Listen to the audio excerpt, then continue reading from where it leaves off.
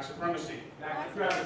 I hear everybody got to say black supremacy. Black supremacy. Black supremacy. Black supremacy. Black supremacy. Black supremacy. Y'all can do me a favor and tell the brothers that anybody stepping outside that they want to get in here right now.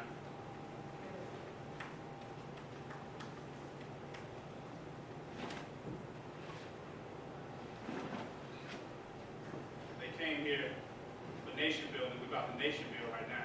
All right.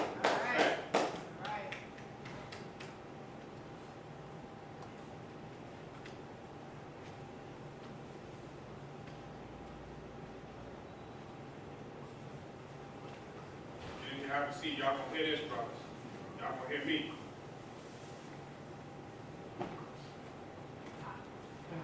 I don't want y'all to miss this one because I'm about to do a drive-by shooting in here. If you ain't serious. I don't want to step on nobody's toes with what I'm about to say. Some of y'all got some big feet. You know, black people got some big feet. I want to first thank Brother Carmelo Starr and Too Wrong for TV for organizing this event. I want to give my black hand. And I want to thank those who have worked with the brother in order to ensure that this would be a successful event that it is today. So anybody who helped out, I might not know your name, but I want to thank you. And I'm very glad to be here. I'm very glad to be here. I also want to thank Nasi and the Black Hebrew Israelite community for allowing us to use this facility in order to have this event.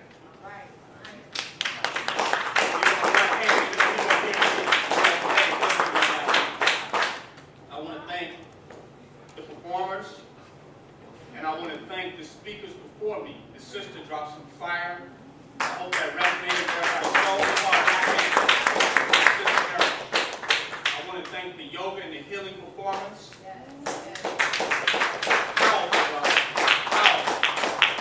Health is wealth.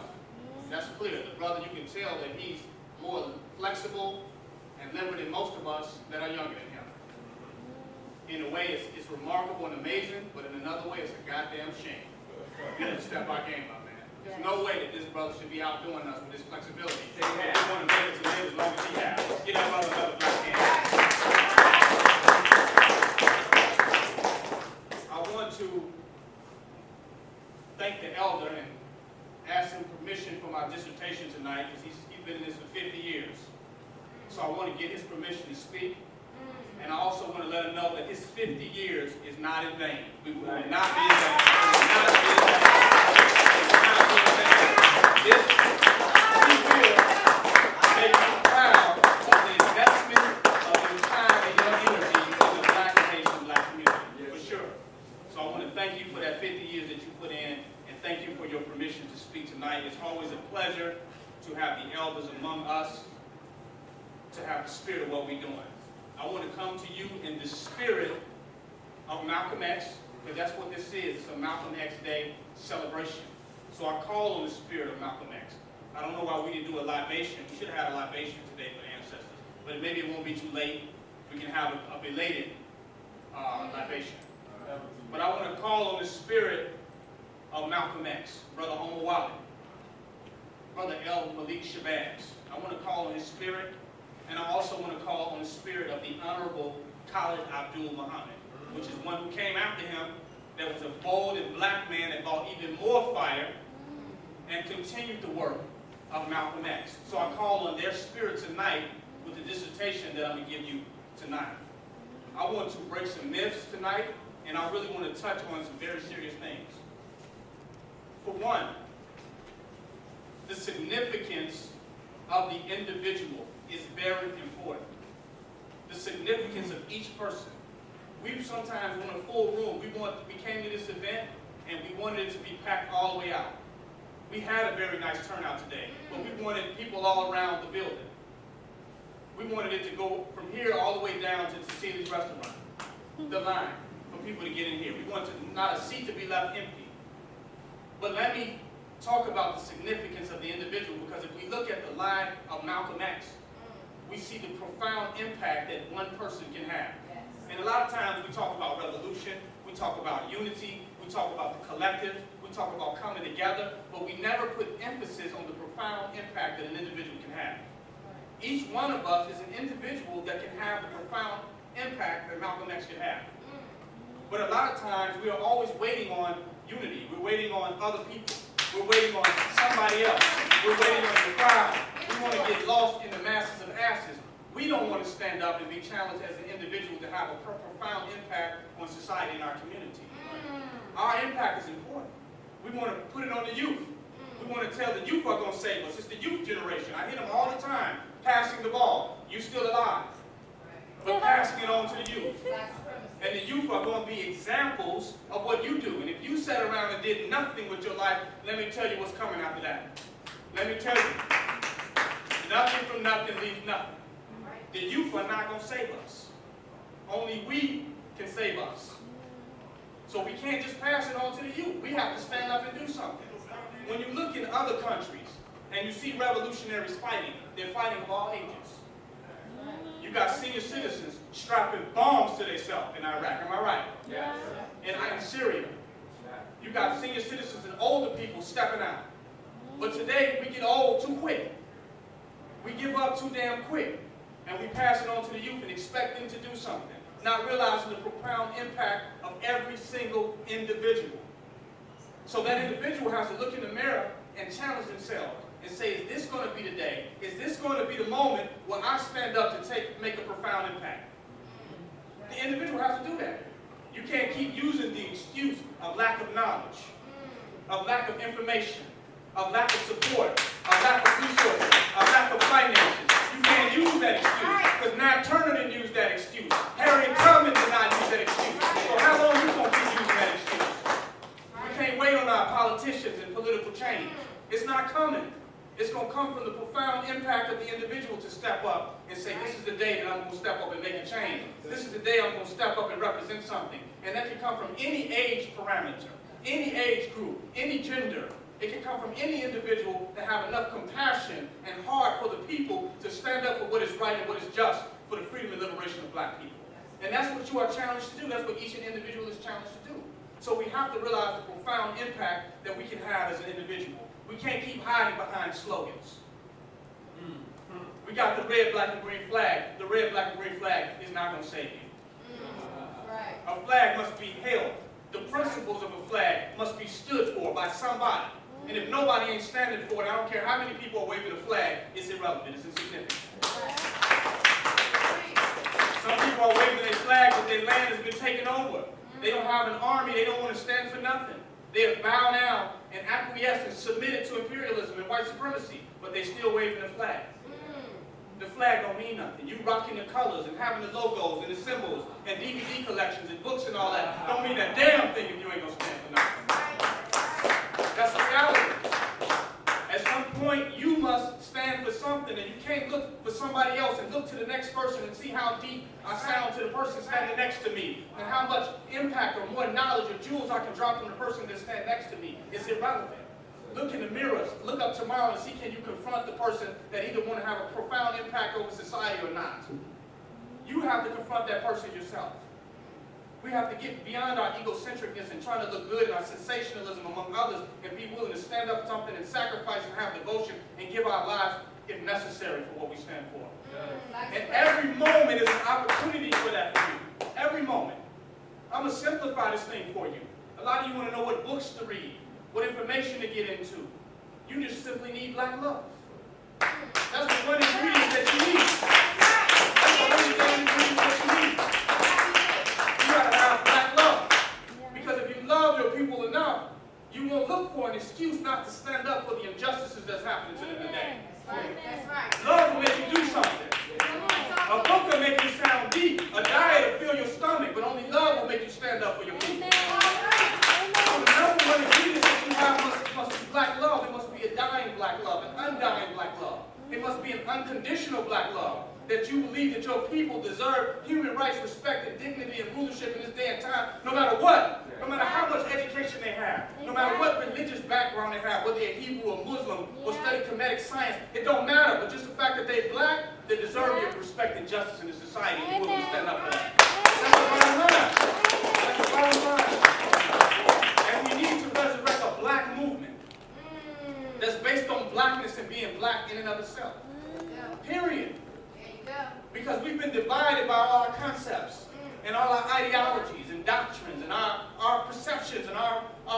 frameworks and our paradigms have divided us. And the enemy takes advantage of our confusion. And while we're disunified, they move on us with perfect tactical unity and order and structure to destroy us. While we're sitting around debating and arguing and playing knowledge masturbation games, they're tactically organizing against us. That's a fact. We must stop sensationalizing this and become real. Willing to stand up and give our lives. Do security. Stand on post. Don't be afraid to go to jail. Some of you wondering, when is this going to happen? When is this going to happen for me? When is this going to happen for us? Right now. There's no other time. Tomorrow's not guaranteed to anyone. Do y'all hear me? Tomorrow's not guaranteed. Any of us can drop dead. I don't care how many damn tail sandwiches you eat. You can drop dead tomorrow. Huh? That's right. So when you going to stand up? Right now. When can you stand for something? Right now. That's a fact. Fred Hampton didn't make it past 25. Do you hear me? Mark Clark even younger. But they stood for something that we're aware of. Here it is, we've been studying for 40, 50 years and we ain't stood for nothing for one day in our life. Ain't something wrong with that picture. The only time that we can stand up for something is right now, is today. The only time we can remove the fear from our hearts that make us scared of our enemies is today. You can't remove that fear tomorrow. It's not coming. There's no meditation, no practice, no spirituality. If you're a coward today, goddamn it, you're going to be a coward tomorrow. Ain't no escape for that. Ain't no smoothie you can drink. Ain't no secret elixir. If you're a goddamn coward, you're a damn coward. And your enemy know a coward when he sees one. And that's why they keep punking us as a race and a nation. Because we have become a race of cowards. How can a force that is cowardice stand up against an institution that's willing to give its lives to oppress us? Do you hear me? When we talk about the police department, we talk about an institution that's willing to give its lives for the oppression of black people. They're willing to get out and sacrifice their lives to make sure we stay under martial law. When we talk to our black nationalists, we talk to our black conscious community, how many of you all are willing to give lives to create the reality we want to have? It's simply a question of that. It's simple as that. We don't have the integrity. We got the t-shirts, the costumes, the koofies, but we don't have the integrity. Some of us have become event junkies. We want to go to an event, but we don't want to become the legendary event of true social change for the masses of our people. When will you become the legendary event for the change of the masses of our people? So I challenge us today to put down our slogans, our ideology, and our sensationalism, and stand up, have true love. True black love for your people.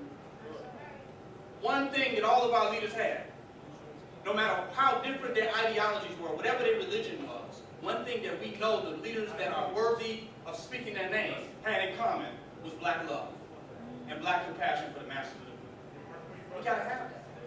That's the essence of the type of leadership that we need. Because there's going to be a risk. A lot of us are scared of drones. Do you hear me? Scared that we're going to get attacked by the white man. If we build something on our own, they're going to come and get us and send in SWATs and FBI and CIA and Homeland Security. What's going to make you stand up to the risk, though? Because the enemy knows when he comes to your community, he can lose his life. Every day, am I right? And does that stop him? No. So why should the fear of us losing our lives stop us from black nationalism? The so-called African American community is larger than other communities, other Afrocentric or African communities with smaller numbers. We match the population of Cubans. We have one of the largest spending powers in the world, right? But what do we have to show for it? Our problem is not economic. Our problem is lack of heart. Bottom line. Poor people have more freedom than Negroes in America. Do y'all hear me? Poor countries have more liberty and freedom in their country than we do. That's a fact. I saw many people step on the American flag today. I have no problem with you stepping on United States imperialism. But don't step on the fact that this is your country and this is your land. And you need to step up and rule it. Do y'all hear me? Because we ain't going no damn where. Ain't nobody flying a plane ticket to Africa fast enough. Talking about we going to Africa. I don't see nobody. How many people got a ticket to Africa in their pocket? Because Negro, you probably ain't going nowhere. So if you ain't going no damn where, you need to man up right here. Y'all hear me? But we use that as an excuse. We need to go back to Africa, you know, in order to change our condition. Let's leave America. But I don't see us leaving in busloads. So until we start leaving in busloads, we're going to have to stand up and defend where we're at right now. That's a fact.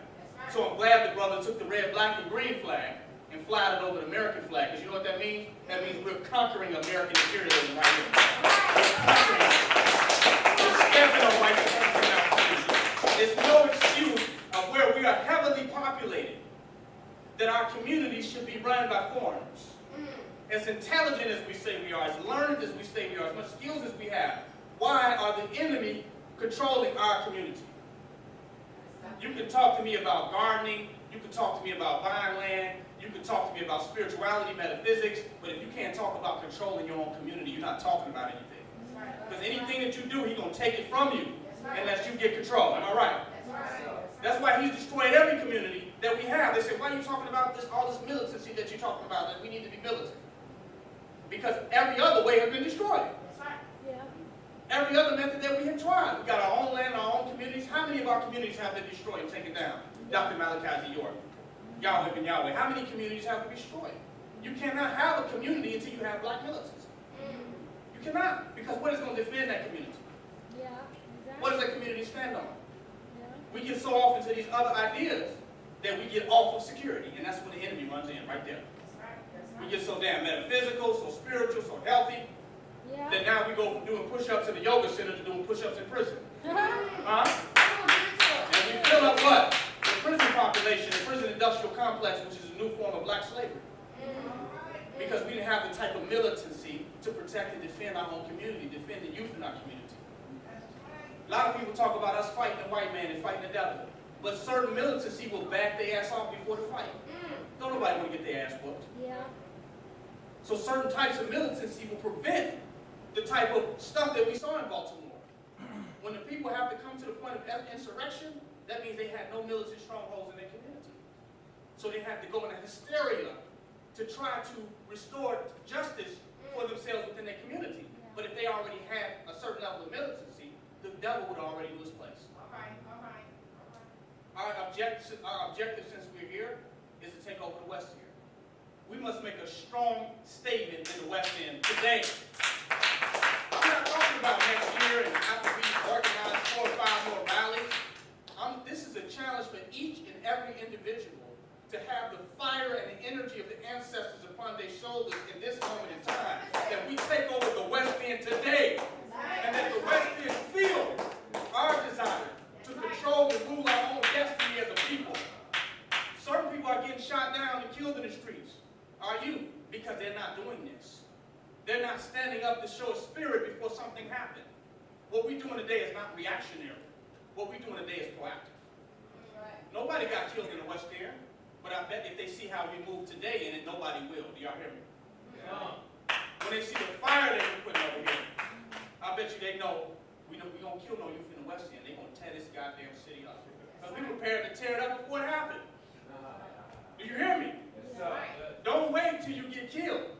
Don't wait till one of us get murdered. Don't wait till one of us have to die. And then think you're going to do something about it. Stop them before they kill us. We know they're hunting us down and spraying the streets, right? They're hunting us down in the West End. Look at the foreign occupation. They're hunting to criminalize us. To put us in their justice system. They're hunting to put drugs on us and to racially profile us, right? They're hunting us today. That's their job. Some people are mad and upset and bewildered and discombobulated at the death of black youth by the police. Their job is to kill. Kill first, ask questions later. That's their job. That's what they do, kill you. They're coming to neutralize any type of resistance against white supremacy by any means necessary. Do you hear me? That's what they're coming for. And they have a license to do it. And some of you saying, well, they didn't have to kill them. They could have just maced them. They could have just tased them. But you think they don't want to neutralize a potential threat to them immediately and instantly? Why should they let that go on?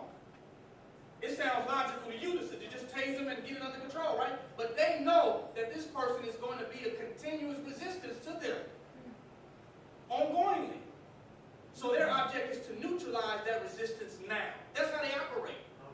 And you can't stop something if you're not willing to understand how it operates. You think it's just making some mistakes. Or there's just a few bad cops, right? Or they just hyped up or geeked, or they don't understand the law, understand how to enforce the law. No. They come to neutralize any resistance to United States imperialism and white supremacy. That's a fact. Crazy people talking about somebody retarded or with a mental illness was killed, they gave them a death sentence. The police are in a position to give your ass a death sentence. They come to issue out a death sentence if necessary. Do you hear me? Yes, sir. And they have that call. They have that call. And they will continue to do it until they realize that there are consequences to it. And the consequences is not coming from their white supremacist brethren within institutions. It's coming from compassionate people on the streets that care about their people. Yeah. When they realize that it's coming from that, then they'll check them. Then they'll put them in their place. And that's what we got to get to. We got to get to that type of raising level of militancy where we're ready to deal with them. But we got to know our community. That's right. We got to know up the streets.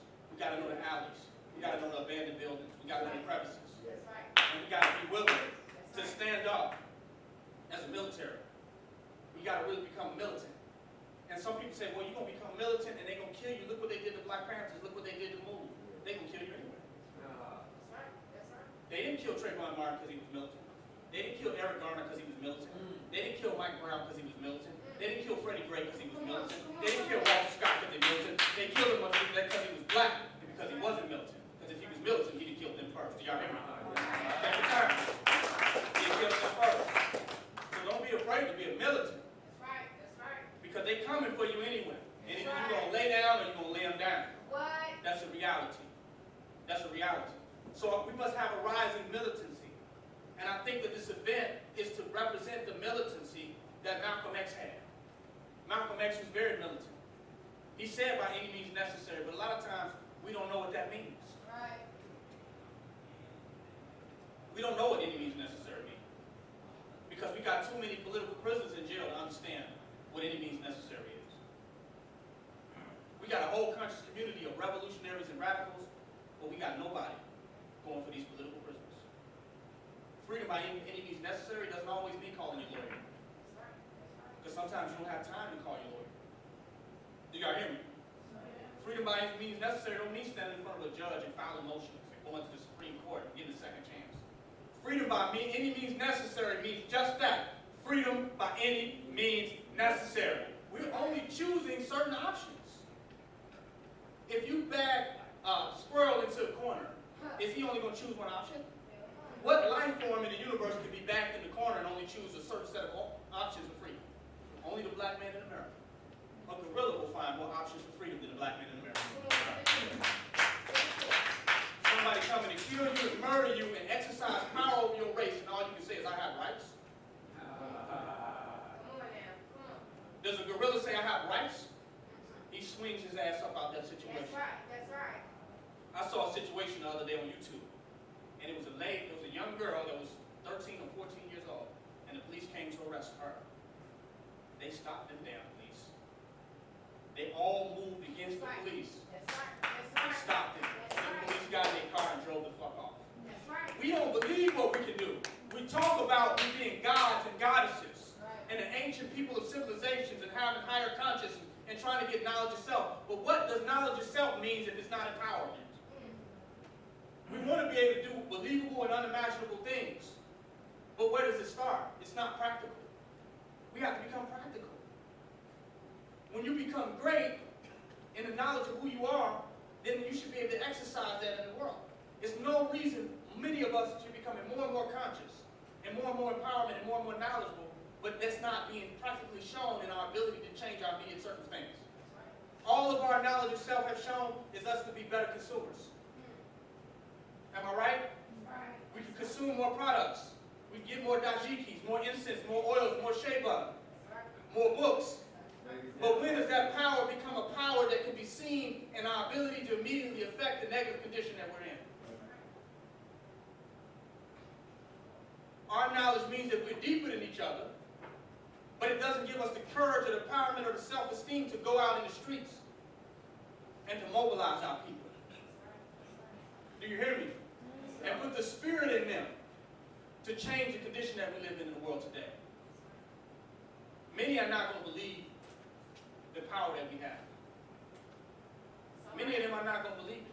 That's all right. But when they see us doing it, That's right. then they'll step up. All right. Because if we just trying to get them to believe, we ain't never go to church. True gods and goddesses can exemplify the power that we have. That's a fact. want you to get this knowledge. I want you to get this information. I want you to wake up. Show them what waking up looks like. That's right. That's right. The Black Panther Party. I studied them. A lot of success that they had was they went out and did it. People saw them with the guns. People saw them standing against the pigs. That's right. That's Right? Come on. And that inspired people to say, we can do that. Courage inspires people. Heart inspires people. Knowledge sometimes confuses people. Limits their self-esteem, makes them think they don't have enough. The only thing that you don't have enough of is time. That's it. You got enough knowledge now. You got enough consciousness, but you don't have enough time. That's right. You got to exercise that right now while you can. You can't look back. You can't look too far forward. You have to get centered in the moment of being able to make that change happen. No movement exists longer than 60 seconds. So I don't care about nobody's goddamn movement. Movements are like fashion trends. They come and go. Today is a movement. All right. All right. By me saying movements are only 60 seconds, I'm not saying movements are irrelevant. But saying this 60 seconds is a movement. All right. All right. And every movement came from 60 seconds of 60 people being in a room and deciding what we're going to do right now. And not as councils and organizations, but people who man up and stand up to what they're going to have to do. That's a fact. They're willing to go out and stand up to the challenge that has to happen. They're not making any more excuses. And they're willing to stand up and show power. And stand up and show who they are. And that changes the community. Otherwise, they're coming for us anyway. They're coming at us through child support. They're coming at us through DCFS because we want to give our children vegetables and don't want our children in their schools. They're coming at us through the public school system. They're coming at us through the abortion clinics. They're coming at us in the foods that we eat. Some of us, they're just locking up. Some of us, they're giving medication to us that's killing us. Do you hear me? Some of us, the media is just killing our damn mind and we're just going crazy. They're coming at us anyway. We don't have a lot of time. We don't stand up now and never stand. Your time is coming. You look at people around you and think that there's something special about you. The only opportunity for something special about you is you're going to stand up harder than they did. Otherwise, your fate will be the same. No question about it.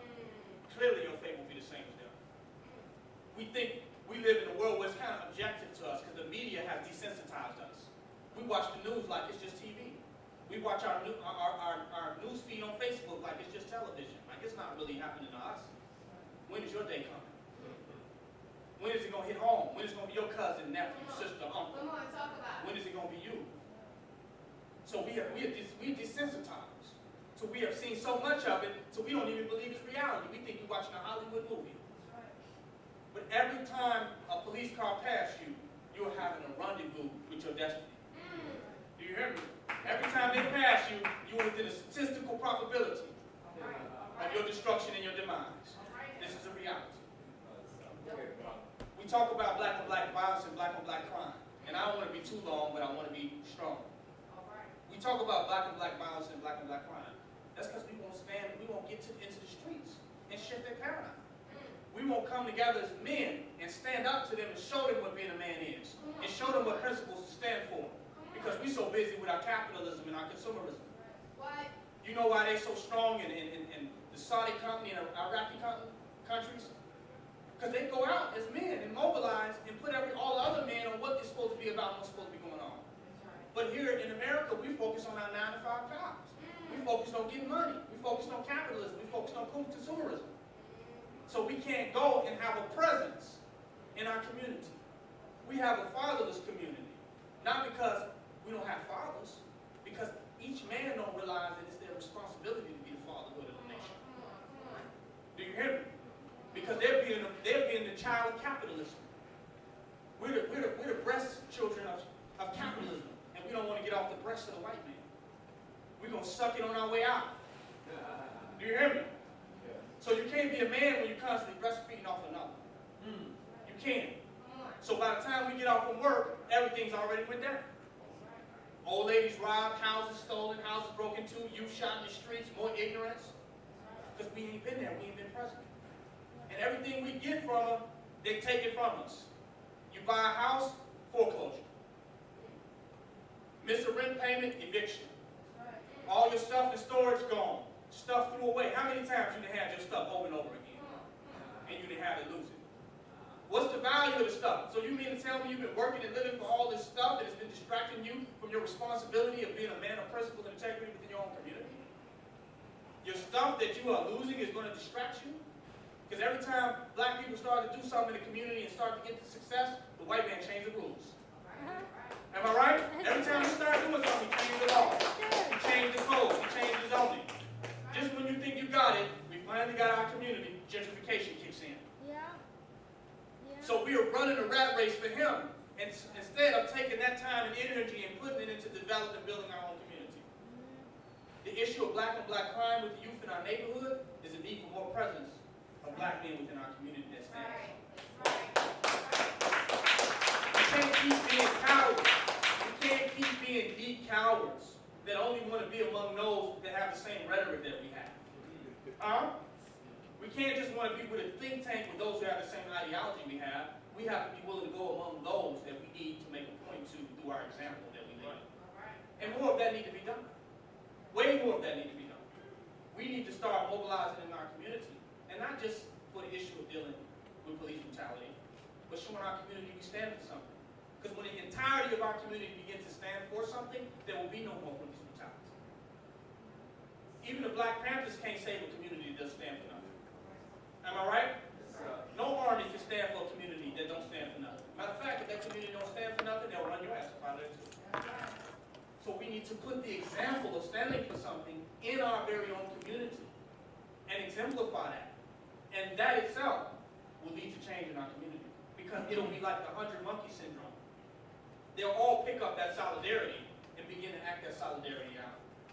That'll change our community. Us presenting solidarity, not us being reactionary to the white man. Because he can't do nothing to us once we come into the power of who we are. He does what we allow him to do by not stepping into the totality of who we are. When we step into that as a community, like the sister said, stop calling the police. Stop calling the police. Remove the paradigm from your mind that the police is even necessary or significant. Get rid of that. So not calling them is just not enough. If you the police yourself. You got some black people that are just so self-righteous that they'll kill you faster than the damn police. I'm from Chicago. We got police of all types. The gangs are nothing but a form of the police. And what they enforce is their drug territory and the game the way they want to play it. That's the problem. So we don't need to become another police among ourselves and keep that mentality of self-hatred among one another. What we need to do is to come out of that entire paradigm and find alternative ways to perceive ourselves and what we do that are not destructive against us. Do you hear me? Yes, So we need to have a paradigm shift, a consciousness shift, where now we can evaluate the situation in our community in a way that works for our progress. We say even somebody is worth a murder, they commit a murder in our community, we call the police. But when a white man kills one of us, we don't call the police on the police. Because ain't no police we can call on the police. Do you see the imbalance in our perception of our own paradigm? That has to change. We need to reperceive everything we do because your community will never change if you keep looking at it through the lens of the white man. That's why you call the police, because you look at it through the lens of the white man. You look at it through the lens of the black man, you have a different understanding. And if the situation will reveal itself to you in a way that will be compassionate and that will bring about your result. We got people addicted to crack, and we got people addicted to the cracker. People addicted to the cracker is worse. Because people have been doing coca leaf long before white imperialism. The white man is the one who manipulated coca leaf to crack. Am I teaching? So it's not the crack we need to get off, we need to get off the cracker. Huh? Because the cracker knows how to use dope money in order to build a regime of tyranny on the black community. Am I right? He says you're selling drugs illegally, but he takes the same dope money and uses it in order to enforce imperialism and tyranny on the black community. Huh? So our whole paradigm about what's going on in our community needs to change. You can't have a paradigm of your enemy and think you're going to get rid of him because he's filling a space. He's filling a space in your consciousness where you're calling for him. It's like supply and demand. But when you get him out of your mind, you'll get him out of your goddamn behind. Do you hear me? We got to get the white man off our mind. We have to have a paradigm shift from the way we see our community. Because the way we see it, he has a right to be there. Our elders think they need him. They feel the community is safer with him. And if he continues to stay there, nobody else will grow up to be an elder. They will be the last of our elders. Literally. This is a fact. So the paradigm of the way we see our youth and the way we see our community, the fear that we have of ourselves, needs to change. We're too fearful of each other. The black-on-black violence is nothing but black-on-black fear. Because we have the white man's mind. We are afraid of ourselves as a white woman walking down the street grabbing a purse. Am I right? Right. We have the same fear. That's what keeps them there, and they play off of our fear, and they act like they are our savior and they are our salvation. So on one breath, you got people saying, "Oh, we need to remove the police. We need to get them out of our community." But on another day, they're saying they're scared of black people. They're scared of the youth in their community. They're scared of their own neighborhood. They're scared to go outside. That's because of the paradigm. So we got to turn off the white man's media and TV. Because his media is what's indoctrinating us to have the perception that we have of our people. And as long as you have that perception, you will be working against yourself, clearly. There's no doubt about that. Our paradigm of ourselves has to change. Not only do we have to stop calling the police, our concept of jurisprudence has to change. Our concept of law has to change. Because now we see our people sitting in jail for life. When the real oppressor is free on the land, talking about the land of the free and the home of the brave. And for us, it's the home of the slaves. He's killing, murdering, selling drugs in the pharmaceutical industry and having a good time. And in our society, a nigga can't do nothing and he got licenses. Do you hear me? And we feel justified with that. Because we don't have forgiveness. I'm about to go in now. I'm about to preach to y'all now. Y'all don't want to hear this. Y'all just want to hear some radical shit. But I'm telling you, we need more forgiveness within our own community. We have forgiven the white man more than we will forgive our brothers.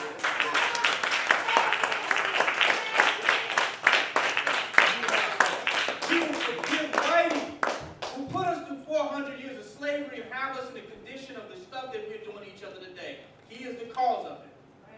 Yes, we can change it and the responsibility is in our hands, but to deny him as being the cause is to be a fool.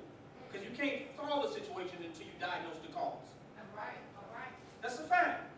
Don't talk about that, we need to get over that. No, if you don't solve it, then you end back up in the same situation. So you have to critically analyze the situation that you're in order to get out of it. We forgive the white man for 400 years of slavery. Every time we see police that shoot us down in the streets and lock up our uncle, cousins, and nephews, we forgive them for what they do. I see them at festivals and I'm like, you done locked up somebody and took somebody's damn freedom away and you walking around here like, what? Some political prisoners in jail that you put the handcuffs on and you walking around here like, what? Some people said, oh, there's plenty of spooks to sit by the door. Then cut your damn throat by the goddamn door. Huh? We got to get out from by his goddamn door and quit being the white man's spooks and step up and be black gods. Huh? Blow up the goddamn door. Shouldn't be no more white doors to stand by no goddamn door. We keep making too many excuses. But I see them walking around in our communities with pride and dignity and valor, and they're taking us down in our community, and we just allow it. And we forgive them. But we can't forgive the person that we call the police on. There's nothing that you cannot forgive a black person of. Do y'all hear me? Yeah. Repeat that after me. There's nothing that I cannot forgive a black person of. There's nothing that I cannot forgive a black person of.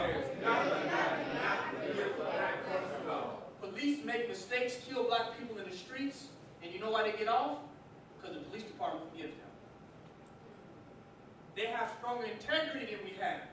While we are rallying against them and marching against them, we need to learn something from one of the most powerful institutions in America and in the world. Integrity. We need the same or stronger integrity.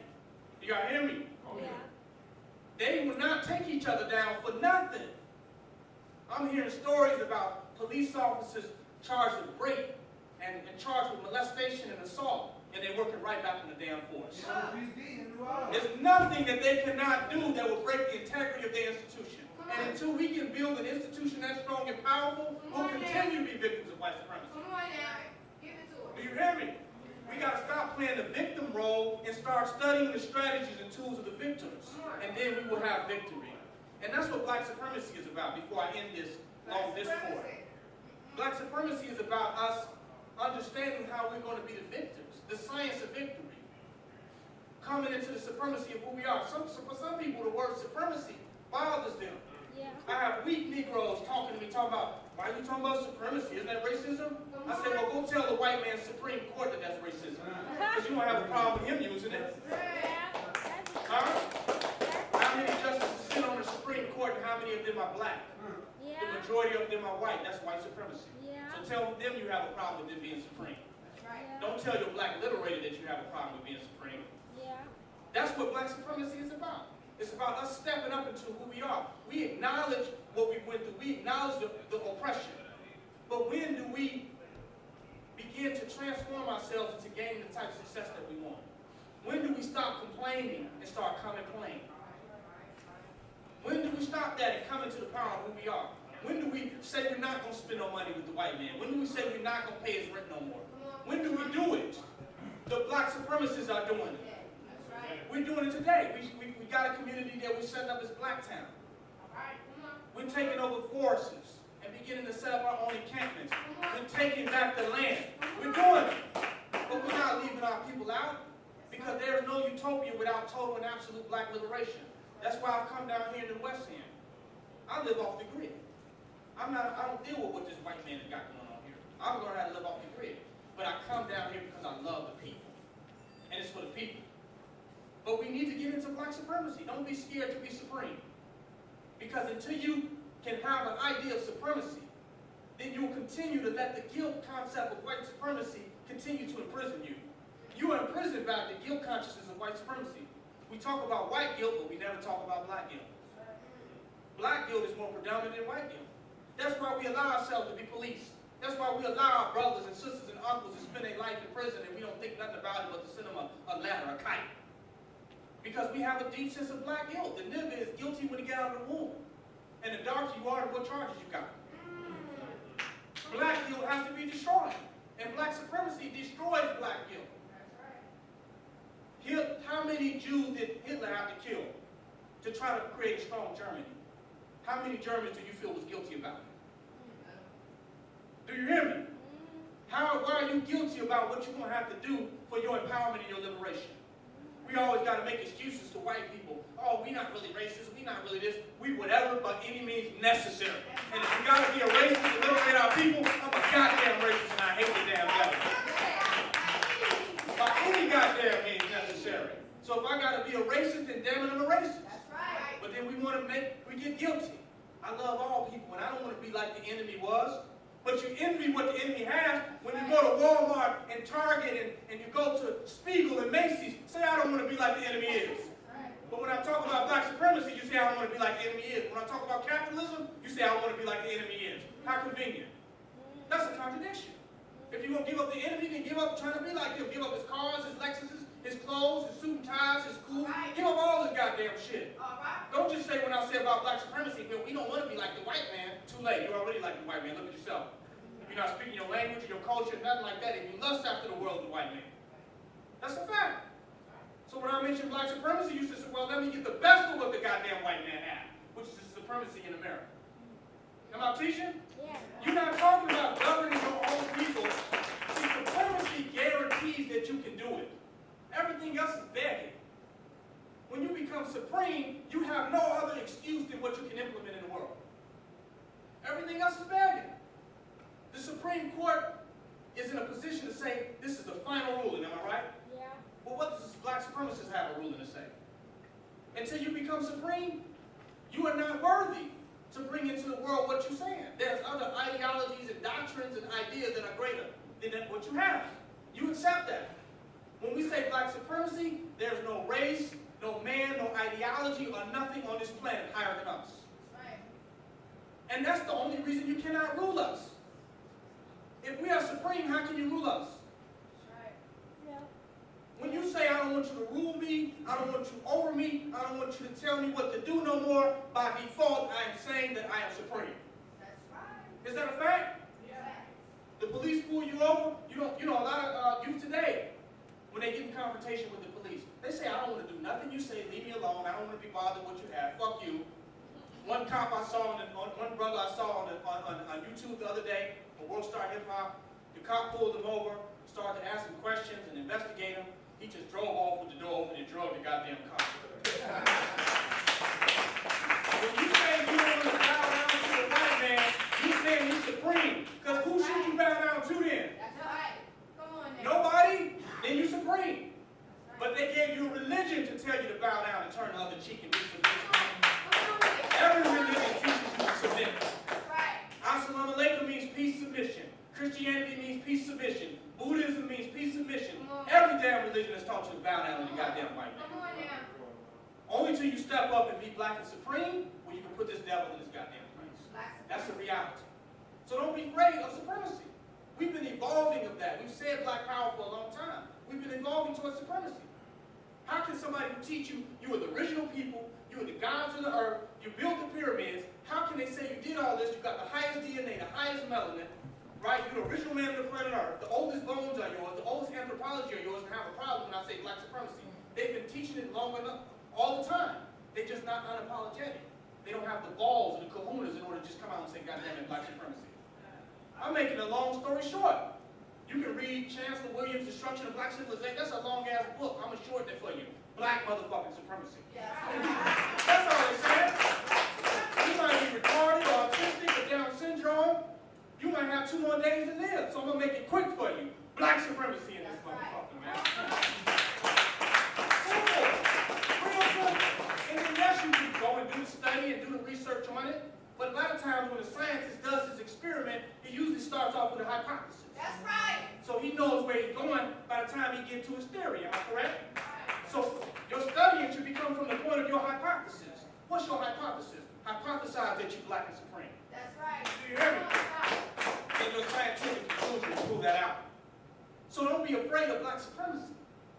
Last and not least, black leadership. You got some clowns out here today saying we don't need no black leader. Oh. Some silly Negroes. Oh, we don't need no black leader. We all leaders and we need a race of leaders and blah, blah, blah. You a damn fool. You wouldn't know what you know if it wasn't for black leaders. Come on, man. When in Africa have we ruled and not had a black leader? Come on. Don't the white man vote for a white leader or a white supremacist leader in a black face every 4 years? That's right. They say, oh, we don't have no leaders. We don't need no leaders. Didn't Chairman Mao in communism, didn't he overthrow and instill communism? Was that a Chinese leader? Fidel Castro, is that a Cuban revolutionary leader? Che Guevara, a Cuban revolutionary leader? Is Mugabe a revolutionary leader? Was Mandela a revolutionary leader? Was Winnie Mandela a revolutionary leader? Today we don't need revolutionary leaders? How silly.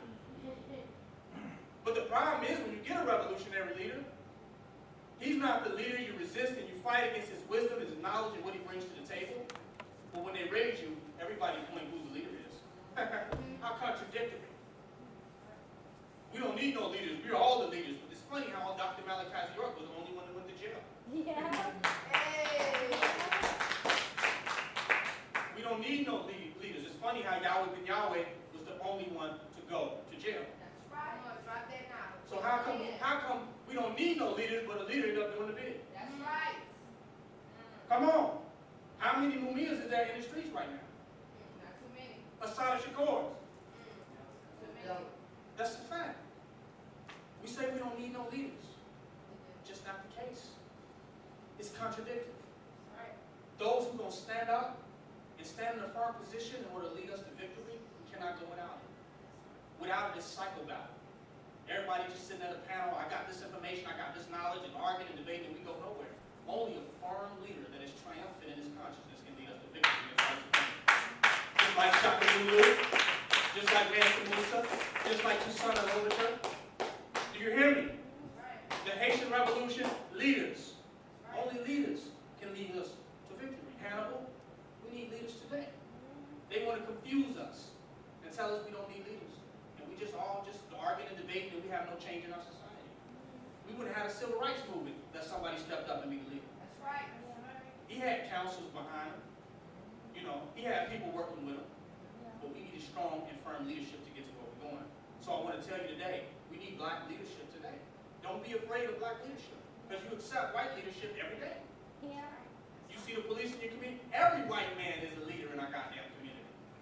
Do you hear me? Your white landlord, leader. Your white boss at work, leader. The head of the corporation or franchise you work, leader. The head of the bank you use, white leader. You got every white man is a leader to you. Goddamn it, except one black leader if you can. All right. Huh? Light-skinned versus dark-skinned. I'm going in on y'all today. Brace yourself, please. Please brace yourself. Melanin, goddamn it, supremacy. Melanin supremacy. It bothers people. When you look at all of Africa, if I go to Zimbabwe right now, and I see somebody that's in power, that's light, bright, and damn near white, I'm going to question what's going on in Zimbabwe. That's right. Am I right? That's right. If I go to South Africa, and I see somebody ruling that's light, bright, and damn near white, I'm going to have a problem. That's right. The predominant tone of black people all around the world is dark melanated. Right. Light-skinned blacks are the minority. Do y'all hear me? That's right. It's just the reality. Right. Your leadership should reflect the what? That's a fact. If I go to Jamaica and see light leadership, I'm like, what's going on? I'll tell you what's going on. White imperialism. That's right. That's what's going on. If a black leader step up and do something, he is a charlatan. Right? If Al Sharpton do something to raise attention to what's going on with Trayvon Martin, he's a charlatan because he raised international attention to black brutality. Jesse Jackson is a charlatan if he raised attention to national attention to black brutality. Farrakhan does nothing but quiet the insurrection, and he's a good black leader. Obama does nothing, but he's a good black leader. That's right. If you're a black leader, you're already a charlatan in the dark. That's If you're a melanated leader, do you hear me? That's right. They say that Al Sharpton is a snitch to the FBI. Now, I don't support the civil rights movement. I don't support begging the white man for nothing. You're going to have to stand up. We didn't beg the white man in Africa for the liberation that we have. We're not going to beg them today. Right. So I don't agree with Al Sharpton on everything. But I can't be mad at him for bringing national attention to the brutality of our youth in the streets. I can't be mad at Jesse Jackson for that. Alex Jones is mad at Jesse Jackson and Al Sharpton for that, right? The white conservatives Right. The white. consider Al Sharpton and Jesse Jackson as racist and hate mongers, right? Right. They don't like them. But I, myself, might not agree with them on everything, but I see the attention that they're bringing to the world, Right. to the brutality that's going on in the community. That's what we need. But now we say that Sharpton is a snitch and an informant, but he snitched on the mafia. He didn't snitch on nobody black. You think I give a goddamn about the Italian mafia? Do you hear me? I don't give a damn about no Italian. He can snitch on the entire goddamn Italian mafia all day, just don't snitch on nobody black. Right. That's not enough for me to disqualify him. Right. For me, that's a fact. So we say Jesse Jackson killed King. Really? Right. Conspiracy theory. You got to find something wrong with black, but people will jump off a damn bridge for Barack Obama. A mulatto, light-skinned Negro. This is the reality. They will jump off a damn bridge, and he's done less than Jesse Jackson and Al Sharpton. But you cannot say nothing negative about Obama. Do you hear me? What's wrong with that? Dick Gregory ran for president. Did he get it? Jesse Jackson ran for president. Did he get it? Well, we got a light-skinned president. No. That's right. I'm just dealing with the reality. Now, we won't get rid of white imperialism until the melanated person is in his place. That's right. Do y'all hear me? That's right. They don't want to talk about that in the conscious community. That's a very controversial subject matter. Right. But the melanated people are the ones that are being treated the worst. That's right. The melanated man in America. Do you hear me? They're being treated the worst. Was Trayvon Martin like about it? What about Eric Garner? Mike Brown? Walter Scott? Freddie Gray? Do y'all see something? Y'all see a consistency here? They killing the black male. So the melanated male. So how does light-skinned people in power in America represents black liberation? Do y'all hear me? When we want black liberation, we must want it for all people. No light-skinned person has power in America. I'm about to give it to you today. No light-skinned person has black power in America. Any light-skinned person in a position in America has white power. Do y'all hear me? They have a privilege in what? Extra privilege in the society. If we want black power, a revolution means a complete constructive change. That means it goes from white power to what? Black power. The red, black, and green flag. Is it red, light-skinned, and green? Talk to me. Talk black to me. Is it red, light-skinned, and green? Or is it red, black, and green? Teach. The conscious community have got that very twisted. Very twisted. I heard the brother in the Nation of Islam, Brother Philip Muhammad, with the lions out the cage, admit that there and be proud that there is a light-skinned code, a light color code in the Nation of Islam. All of our leaders that they let to get up. Jeremiah Wright, Obama's pastor, light-skinned. Huey P. Newton, light-skinned. Farrakhan, light-skinned. Let's keep going on the list. Malana Karinga. Call them out. Huh? Elijah Muhammad. Even Malcolm X. The dark ones, nobody practically knows. Marcus Garvey, just waking up people to him. Noble Jew Ali. The true head of the Rastafari movement, Leonard P. Howell. Never heard of him. The Gangnam Guru. Never heard of him. Taught Bob Marley how to play. Peter Tosh. But it's Bob Marley. Never deal with Peter Tosh. Let's keep going. The list goes on. We got light-skinned supremacy in our community. In the conscious community. You got people that talk about black is so powerful and black being Egypt and black doing that. But they won't even respect the goddamn black man. Today. How you gonna worship me in Egypt? My big nose, kinky hair, and melanin skin, but look down upon me today. How is that possible? So your events have become more about making money off the idea of blackness than respecting blackness in your very presence that is inside you. This is a reality. That hurts some people. But we all will be under imperialism until the melanated man comes back into power. Notice I didn't say the melanated woman. Another subject. I didn't say the melanated. The melanated woman is a power. The memory slave. We have a matriarchal society in our community. Do you hear me? Our society works for what? The black woman. 911 was not created for the black man in our community. That's what the black woman is called. She got the jobs, the benefits, right? The college, the education. Women prisons ain't filled up like the black man in prison. Health care for the children, homeless shelters for the children, Section 8. They got everything for the black. It's comfortable for the black woman, am I right? So make sure our society. Why should they have a revolution if it's so comfortable for them? Seeing their sons die in the street is not enough to give up their queen size bed to get out and march, to get out and stand up for black people. Today, with the Black Lives Matter, we see a change coming. We see a lot of women that are mobilizing in the streets. But the black man has to come into power. You can't have some lesbian woman stand up and talk about black male lives matter to me. Do you hear me? And you put the white man's nuts in your mouth. That's right. You can't do that to me. You can't pull that one up on me. Don't say Black Lives Matter and you don't have no respect and love for the black man that brought you into this world. Don't work. Say bisexual lives matter. Say lesbian lives matter. Say black lesbian lives matter. Went to the Black Lives Matter speech, wasn't nothing women was speaking. If you care about black men, let the black man speak, goddammit. That's right. Let the black man get up and speak. And don't show me no old effeminized, weak-ass black man up there. Let a real black man get up there. Right? Fire this guy.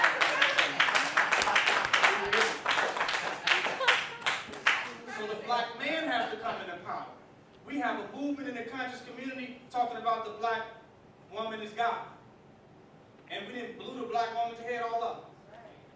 But everywhere in Africa, every kingdom that we have ruled, the black man has ruled those societies. You can have matriarchal communism, right? But you can only have black patriarchal nationalism. Today we have black matriarchal communism, just women in society. The board of directors and all the women are working together, the chairmen and all that, right? They work together with the institution of white supremacy in order to organize our community. The Board of Education go to the schools and go to the meetings and things like that to work with the institution of white supremacy. So we have matriarchal communism. When are we going to have black patriarchal nationalism? Quit talking about you Afrocentric and you love Africa, but you can't deal with black patriarchal nationalism.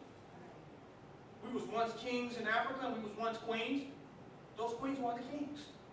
What part of African history are you not studying and reading? We talk about the black woman being God. To not, as men and women, to not have respect for the black man. I'm going in now. Come with it. When the black man come with the fire, you say, brother, don't you know the black woman is God? I say, yeah, my mother was God. She put me up for adoption, so I guess I was abandoned by God. I guess in the abortion clinic, she's playing God by killing all the children that are being born constantly. Huh? I'm keeping it real with you. The black woman is divine. But the situation of the worst is not going to change until those in the worst stand up. Who's in the worst in America? Yeah. We can't allow, ain't nobody comfortable going to lead a revolution. The revolution has never been waged by the confident. It's been waged by people on the bottom that don't have nothing, the poor, the destitute, those without, those that are filling up the prison colonies, those that are being racially profiled, those that are statistics are the ones that will make revolution. And those are the ones that you have to back. You have to back that. All women in this society need to back the black man coming back into power. See, I have an unpopular message. That's why y'all ain't hear about me, because I have y'all ain't hearing this message. Y'all got a whole watered down, make you feel good message that's not going to change our condition. I'm giving you a solid message in order to change your condition. The black man is going to have, a revolution means the black man comes back into power. The white man rules now. What happens if there's a complete revolution? Who's in power? Black man. Come on. Yeah. So what you talking about? You ain't talking about no revolution if you're not talking about the black man coming back to power. That is true. You're not talking about if Trayvon Martin come back to power, he got to get shot down in the street. And to Freddie Gray come back into power. Am I right? Yeah. So that has to be addressed. Once the melanated man come back into power, even the light among us will have black power. Do you hear me? Yeah. You cannot have black power in a society that is not based on black rulership. Yeah. Anything that you think is power is white privilege. Yeah. Do you hear me? Yes. That is true. When black melanated people come back into power, light-skinned people in our race can then have black power. Yes. And today, they got the excess dribblings of white privilege. Yes. That's a fact. So you got to stop getting intimidated. The same person that's talking about the murder of black people need to stop is intimidated to see black men in power. When we come back into power, we're called gangbangers. Am I right? We consider gangs. When we start to go into our streets and take back our streets and rule our community, we consider gangbangers. Because they're intimidated by what? Black males coming back into power. The white man is intimidated by that. Yeah. That's his biggest fear, is that the black man come back in power. He's not scared of the black woman coming out into power. You better be careful though, because that mayor in Baltimore did a fake little indictment, right? But they'll probably get off from that like they continue to do. But they can trust the black woman. She's getting a lot from the society. She's in the bed with them, literally. But when we come back into power, it's over with for them. It's over with for their reign. So in the conscious community, it's going to have to flip. It's going to have to turn into true melanated law and melanated supremacy within our community. Yeah. Now, a brother asked me, he's saying, are you saying that black people are inferior because you're saying that? Absolutely not. No. All black people are inferior into America until we establish black leadership. if the white man puts a light-skinned person in power in Zimbabwe, are we going to go and look at that leader as a representative of black rulership or neo-colonialism?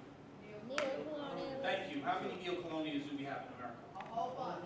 Come on. A whole I'm bunch. just telling you the truth. Yeah. When black men get into power, the melanated man, then he can put the light-skinned people in power that he wants. Am I right? Yeah. And the white man don't have to do it. That's a fact. Because the ones we got today have been given to us by what? Our master. Yeah. They've been given to us by our master. Right. Every single one of them. That's why they don't do our business. They say Obama is for us. But if he was for us, what would he do? He would already sign reparations. Right. He would already granted clemency to every political prisoners. He would already gave Native Americans back the land that the white man took for them literally. Am I right? Yeah. Wouldn't he have already done these things? But he has done none of them. Why can't he be bold? It's hard to be black and bold when you ain't black and That's bold. right. Come on. Do you hear me? Come on. You can't expect it. Right. There must be a reinstitution of black rulership in our community. We must accept it. Black rulership, the idea of itself, overthrows white supremacy. You can't overthrow white supremacy without an idea to replace it. They said, what's going to be the end game? What are we going to do once we rally and we get, what's going to be the end game? What is the end game? It better be black rulership. It better be us ruling. What type, the brother tell me, because he was so deep, he said, what type of system are you going to have when you overthrow white supremacy? I said, one where Freddie Gray and Trayvon Martin aren't going to be killed. All right. I don't give a God damn about nobody else. And we've been killing, and we've been killed long enough, we keep worrying about some goddamn body else. Right. What about the hippies and the good white people? I don't give a goddamn. Let us get justice first. Yeah. Right? Yeah. We've been killed for too long and murdered for too long to be continuously worried about other people. And they Oh, only ask we're about going to white create a people. better, just world than white men. You know what I'm saying? We're going to do exactly what the white man did, create a world that's just us. That's right. Do you hear me? Just us. Yeah. And if we get a few scramblers of humanitarianism, you know, oh well. But if he don't, black supremacy will be instituted in this society. That's right. But you're going to be like Hitler when you talk about doing this? I'm going to be like any goddamn means necessary. Do you hear me? Yeah. That's a fact. Because even though they said, well, was Germany successful with what it did to the Jews? I don't see no German too happy to go over there, no Jew too happy to go over there and be in Germany. They still piling up in Israel. So I think Hitler made his point. You know, was that a success in what Hitler did? He got their old hook nose, robbing, stealing, Jewtown, follow. He ran their ass up out of there, right? What you think we're going to have to do with our community? We're going to have to run out the Arab, run out the Chinaman. If you ain't black, you're going to have to get the fuck back. We're going to have to run them up out of our community. We're playing games. People talk about capitalism and it's going to be economic empowerment. No such thing. Any product you sell, the white man can sell. Anything you can import, the white man can import. How can you compete with him in a world where he can distribute the same products that you do and have a better opportunity to do it? If I sell curry shells, the white Freddie got curry shells. I got curry shells too. Yeah. I got shea butter. Susie got shea butter too. I have shea butter. The shikis, Susie has the shikis too. Whatever product you can have at a vending table, a white man can have at the vending table, right? Yeah. White people at the Martin Luther King Festival this weekend. Come on. Yeah. Every product that you sell, the white man can sell. The only thing that you had that the white man cannot have is melanin. So you better have goddamn it melanin. Is Come on. Be proud of it. that not clear? So how can you have economic empowerment? He controls the Federal Reserve banks, and you still paying taxes to him and building up. You paid for Freddie Gray's death. You paid for Mike Brown's death through your taxes. The black business person paid for it when he paid his taxes. I'm not going to be a part of nothing that pays for the death of black people. Come on. Come on. Do you hear me?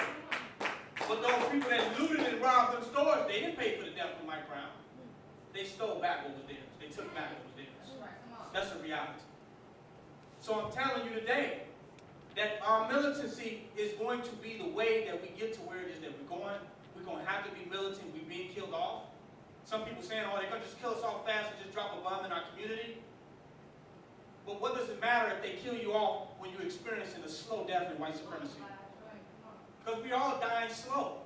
We think that we were stripped of our culture 400 years ago. Do you hear me? Come on with it. You you still being stripped, my brother and my sister.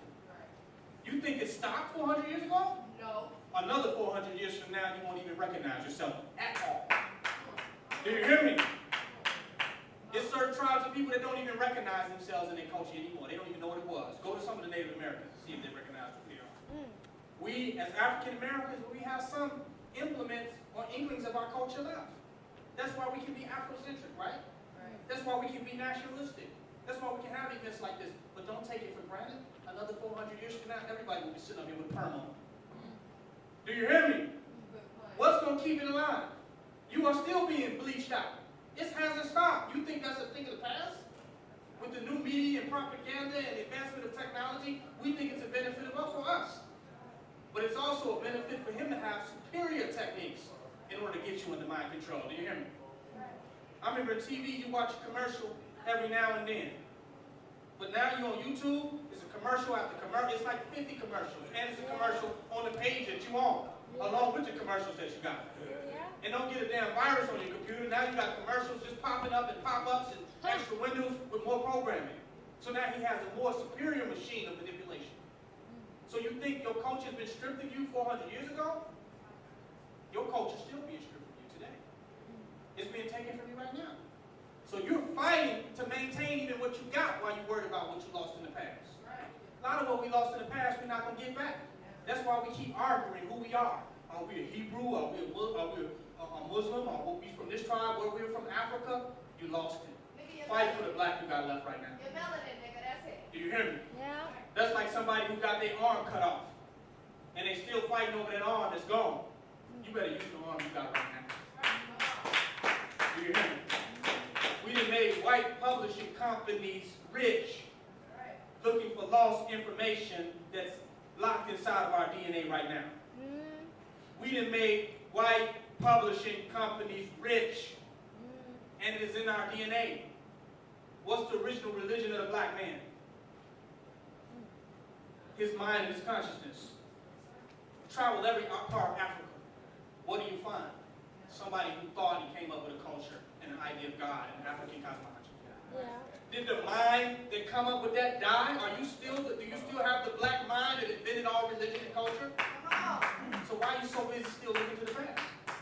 The same black African mind and consciousness that created all that is sitting right in the room today. But you will become 90 years old when you figure that out. How old was Tutankhamun when he ruled? Sit like 6. Huh? How old was the pharaohs or the Paharuls when they ruled? Here it is, some of us is too goddamn old. We done made too many excuses. And they were ruling. How many books did they read to rule? See, our low self-esteem is so deep that now we have Afrocentric overcompensation. Because that is low self-esteem. We got the arm, leg, and arm. We got the melanin. We got the ability. We got the reaction time, the flexibility. It's all inside of our DNA. We got the consciousness. It's all there.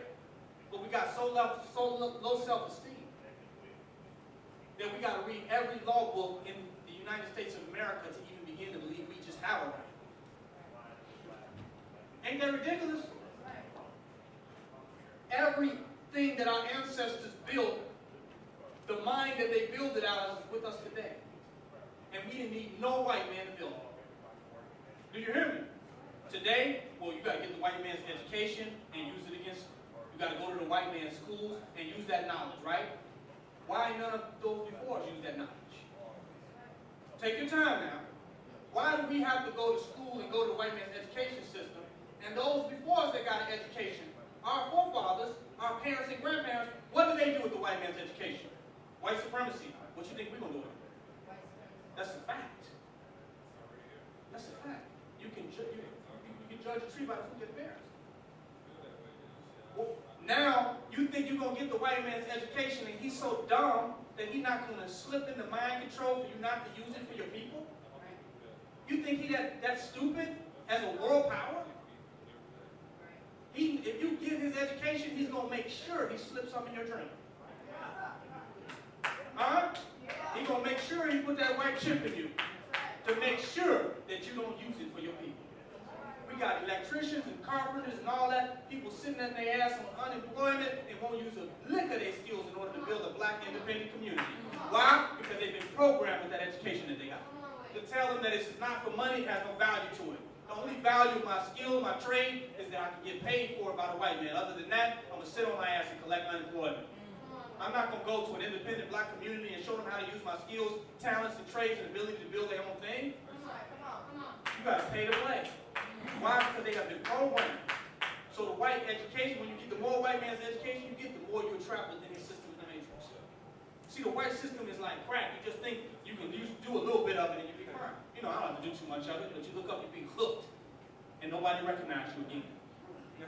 That's what white supremacy is like. Say, well, I can just get a little education and work a job for a little while. You know, just a little long. You know, I can do this. It ain't gonna hurt nobody. You know, nobody gonna know. It's just small, and then you look up, and you are no damn good to your people. That's what white supremacy is like. It's no excuse. It's no excuse. So the white man's education is not gonna save us. And people that freed us in ancient times had less education than we have today. Read less books than we read today. And they were smart enough to free us. And here we are, the smartest idiots ever known on earth. They say, well, we need more education. I've never seen nobody more educated than a political prisoner or somebody who spent a long time in prison. How can something that you can get in prison be so valuable to freedom? Take your time with that. How can something that you can get in prison for free be valuable to your freedom? You can get educated in jail. Look how many educated Negroes in jail. I would dare debate with them. They'll smash me. They have nothing but time to read books to get their GED. Tell me education is freedom? Education is not going to free you. You loving freedom will free you to the sacrifice of any and everything. That's a fact. You're going to have to leave some slaves behind. Some of you, your slavery is trying to save somebody else. That's definitely going to be a slave to the day they die. They've made that decision. Some of you are going to have to leave some slaves behind. Why are you going to have to leave slaves behind? Because you don't care about them? No, because you want to join the rebellion that's going to destroy the plantation. Do you hear me? Because once you destroy the plantation, it doesn't matter whether they want to leave slavery or not, because the damn plantation has been destroyed. Who are you going to be a slave to if I kill your master? So some of you are going to have to leave slaves behind in order to join the rebellion. That's the only way you're going to guarantee freedom. Every slave didn't want to join Nat Turner, but what were they going to do when Nat Turner put that machete to their white man master? Who are you going to serve then? Certain Negroes are not going to accept us. Black devils and coons are not going to accept us until we behead their master. Do y'all hear me? That's a fact. They will take the fear of their white Lord, Jesus, and put that fear and have it on black supremacy. You know, sometimes in warfare, the man would kill his enemy and eat the heart of his enemies so he can take on the power of his enemies. And everybody that feared and was under his enemy now feared him. Some black people are going to be afraid to the day they die. There's no problem with them being afraid. We just need to change who they are afraid of. And they need to be afraid of those who are going to institute freedom and not be afraid of those who are going to keep the entire race oppressed. Do you follow? You're going to have to leave some slaves behind. Trying to save somebody, spend days and months and years talking to somebody that don't give a goddamn what you're talking about. And people that want to hear it and ready to change and learn can't even get to you. Because you're trying to save somebody that don't want to be saved. Some people are going to have to let go and go to those who want to be saved. Stop letting your knowledge fall on deaf ears. Stop trying to force friends, families, and relatives that don't want to change. And go drop them jewels where they can be best filled. Because somebody's thirsty for liberation. Somebody somewhere is thirsty for revolution. I was. That's why I got to where I'm at today. So you got to spend that time and find those that are thirsty for revolution and liberation. You got to find them. Stop wasting your time on those that say, you know what, I'm going to eat my pork to the day I die. It's not going to work. Some people don't want to change. Some people do. Your discernment is going to be finding those that do. Otherwise, we continue to use those that don't as an excuse to not create the change that we want. Yeah. And I see a lot of that happen. A lot of that happen. We're going to have a slave rebellion. We're in slavery right now. Everybody in this room is in minimum prison. You got conjugal visits, you got work release. The minute you quit your job, the police will be at your door. Huh? The minute you quit your job. So you're in a jail where you don't see the the bars. You're in a plantation where the master just not right up on you. But the less you start submitting and obeying, the more you see master. Just stop cutting your grass because you say, I'm feeling kind of jungle. I don't want to cut my grass this week. Police at your door. Am I right? Can't pay your rent, miss a month. The police at your door, quit your job. Wear your afro to work, fired. Dreadlocks to work, fired. Some of you are in minimum penitentiary, that's all. Everybody out here is in minimum penitentiary. Because you have to live and follow by the laws that he has. He's created a space for you. It's called consumerism. That's where your freedom can happen at. Anywhere else, move along. How come we can pile up a mall to buy shit, but we can't pile up a street corner to talk about black liberation and others? Because the only place that slaves have a right to be is within the consumer paradigm.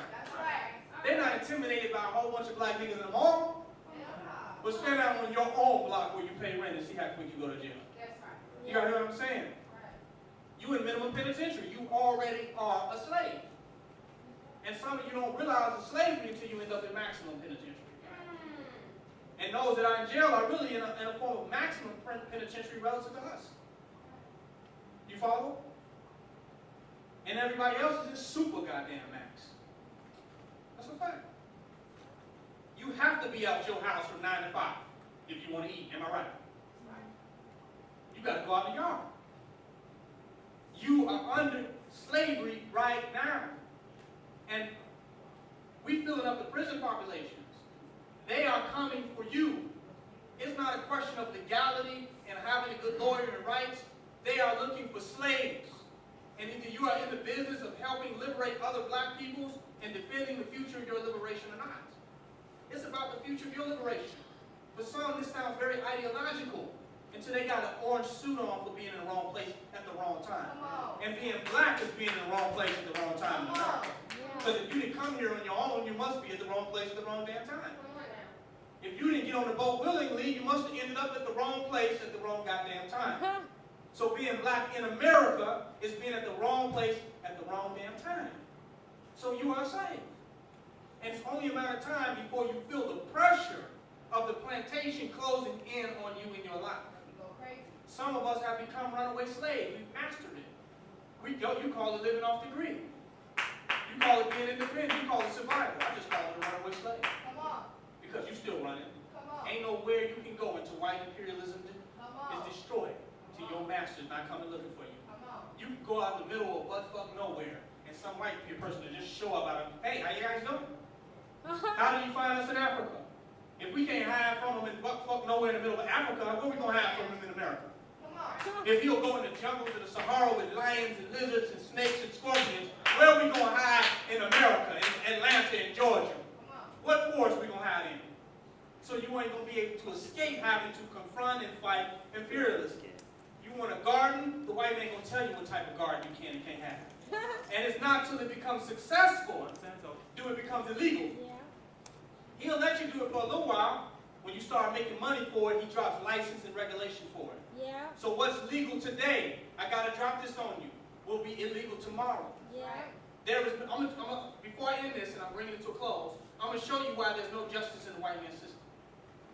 Because you can fight today against them, and they can say, okay, we're going to nationalize the government, which is what they're attempting to do, to put into place with what's happening with Trayvon Martin and Mike Brown's situation. They want to call for a nationalization of the police department so that the national government can enforce over the racist local states, right? The local counties and jurisdictions. But the problem is that you will just find the national face of white supremacy. And you're moving towards martial law, and you're moving towards a one-world government, and you're giving a different type of white man more power. That's all. If they nationalize the government, you'll go from local and state white supremacy to national white supremacy. That's all. So now, some cracker that had a small gun, now all that money to go together to another cracker that will have a bigger gun to check that cracker and check your ass too. That's all that's happening with the national government. But let me show you how there's no justice in the system. If they said, well, we're going to change this time, because they say, you can vote, right? And you need to vote and be active. This is what they tell you. And you put some people in office, and they say, you know what, we're going to do it your way. We're going to change the police department. We're going to put some rules and regulations. We're going to change some legislation and lobby some stuff. And while that person's in office, it's going to go that way. And it might be nice for that little term. But when the next devil is mad at the one that did before him, the nigga that did before him did, he gonna turn all that shit around. Am I right? You got a president already trying to come into office that's talking about that he wants to illegalize weed immediately when he gets in office. There's no positive change under white supremacy. Obama said change you can believe in. He should have said change that will be temporary, if any change at all. Because as soon as he get out of there, the cracker gonna go and reverse and undo every goddamn thing that he did. Yeah. This is a reality. OJ was freed, right? Strangely. But he still ended up in jail ultimately because the system that hated the black man stayed in place. So they still made his ass pay. So my point is that even if the system changed, as long as white supremacy remains, the system is going to go back to the way that it was. It's not going to be no permanent change until white supremacy is completely and absolutely destroyed. Do y'all understand that? Because as long as they can vote and bring it back, because we regressed. We thought we made progress since the 50s and the 60s, right? But look how we regress. Because the political reality has the ability to regress. It has the ability to go back to where it was, depending on who's in office. So there will never be any justice in that system. Because no man other than you can give you justice, period, until you take justice into your own hands.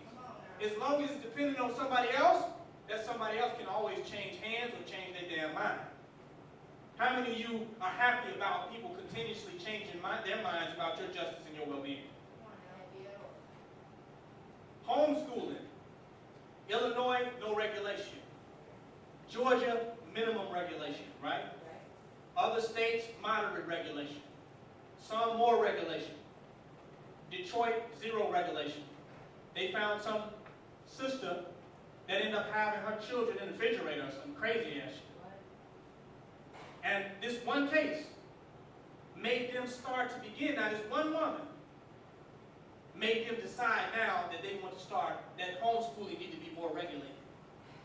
So a freedom that you had in certain states to homeschool your child without being regulated, that was deregulated, is now starting to become regulated. They start to push that now you will have to report to the state with your child if you want to homeschool. Now, some states, they're already doing that. Some people are voluntarily doing that. But I'm showing you how your rights can fluctuate. No one situation that no human being does, and I'm bringing this to close, should take away your rights. I don't care if Pookie Jew go shoot up 1,000 people. That should not change my right to have a gun. Yeah. Do you hear me? I don't care if Pookie G go eat up 100 people for lunch. That shouldn't change my rights of who should see what's on my dinner table. Yeah. Do you hear me? So they use these isolated situations in order to make you volunteer.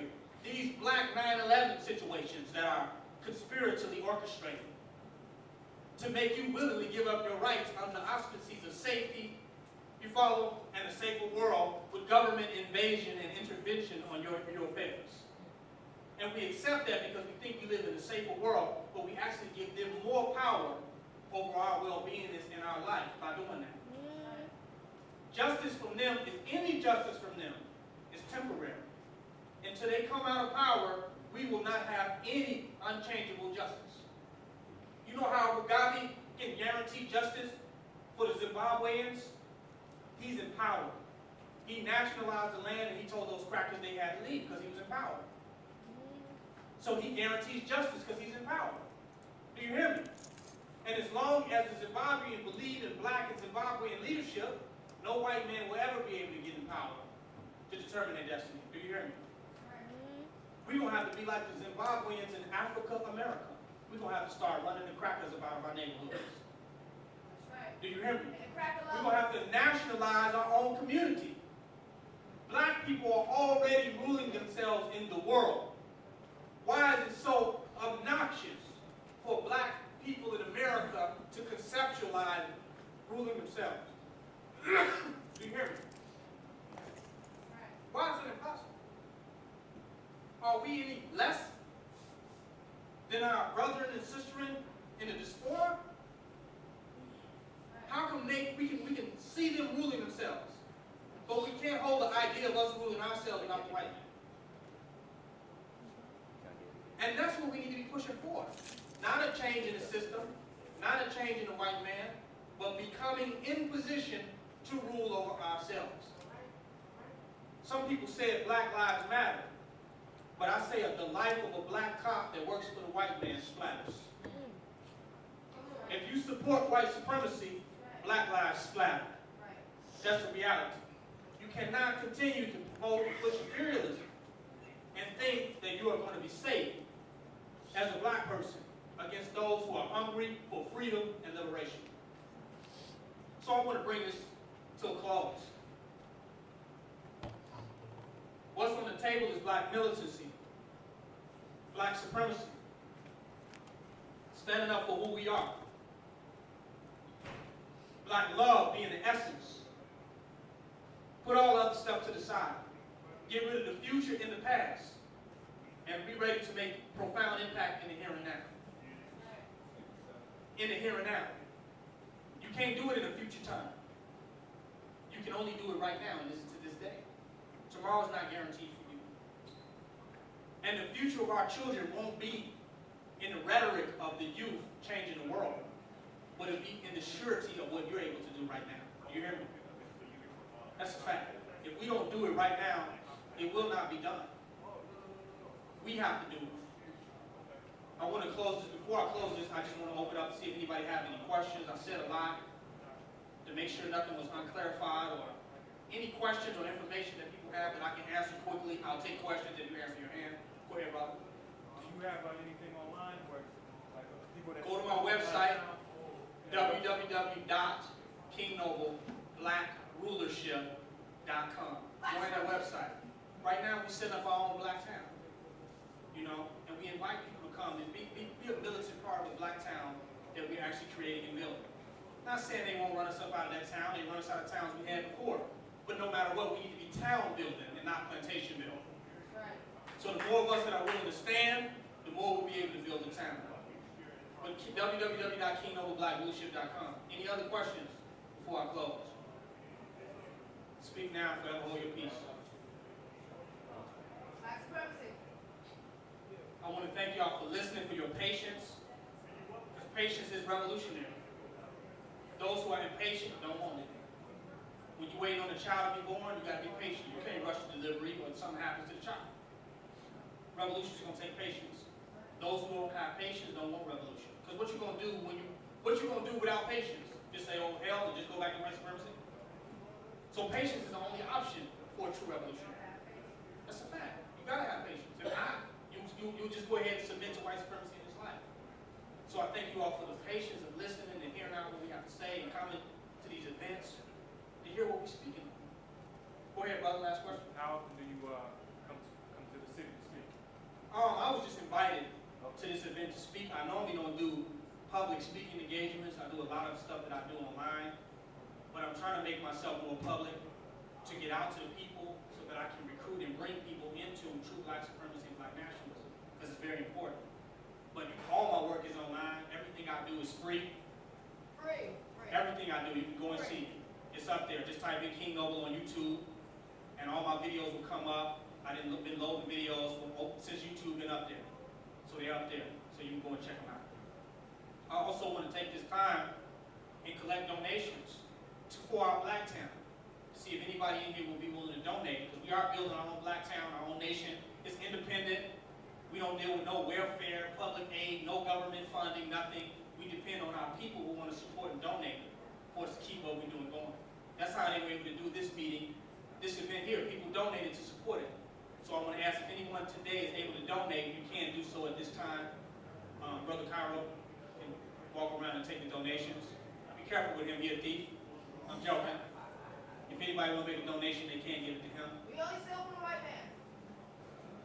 I appreciate your support. It's going to our own community, our own black. We're independent. We don't charge for no events. We don't charge for anything. And for people who want to come in our community that are homeless and are really about black nationalism and black supremacy, we provide free food, clothing, and shelter for them to just come right on into our community if they're serious about black nationalism and black empowerment. We're not just no homeless shelter. You know, we're not a transition to white supremacy. Yeah. You know, you got to want to really get out of white supremacy. And we challenge you to step out. When we talk about black economics, give to, you know, you got to be willing to give to black. The only economics we can have is giving to ourselves. Because we give to the white man every single day. Every day. What do we get back for our tax money? Nothing but gentrification. Yeah. But we keep giving it with no problem, no question asked. So I want to thank you all. I want to give you all a black hand for listening and being here. Go ahead, brother. Last question. We want to say that, like you spoke about earlier, that trust is going to be one of the biggest things that we got to take back. That we're trying to stay away from us. We don't trust each other. We don't like each other. Whether we do colorism or the complexion of our skin, or because somebody got a different car or live in a different neighborhood. It don't matter what damn job you got. It don't matter who you know. It don't matter what kind of grades you had. They will shoot your ass just as fast as they'll shoot the next person. Teach. Teach. We gotta trust each other. We gotta get our trust back. And not just out here with people you don't know. And your own damn living room. We don't trust each other in our kitchens. Come on. So we just gotta start deep, like on the fundamental level. You gotta practice trust. Once we start practicing that trust again, it'll be easy. Just because you trust somebody don't mean you can't see. You lose your sight. You still can see if a motherfucker crooked in front of you.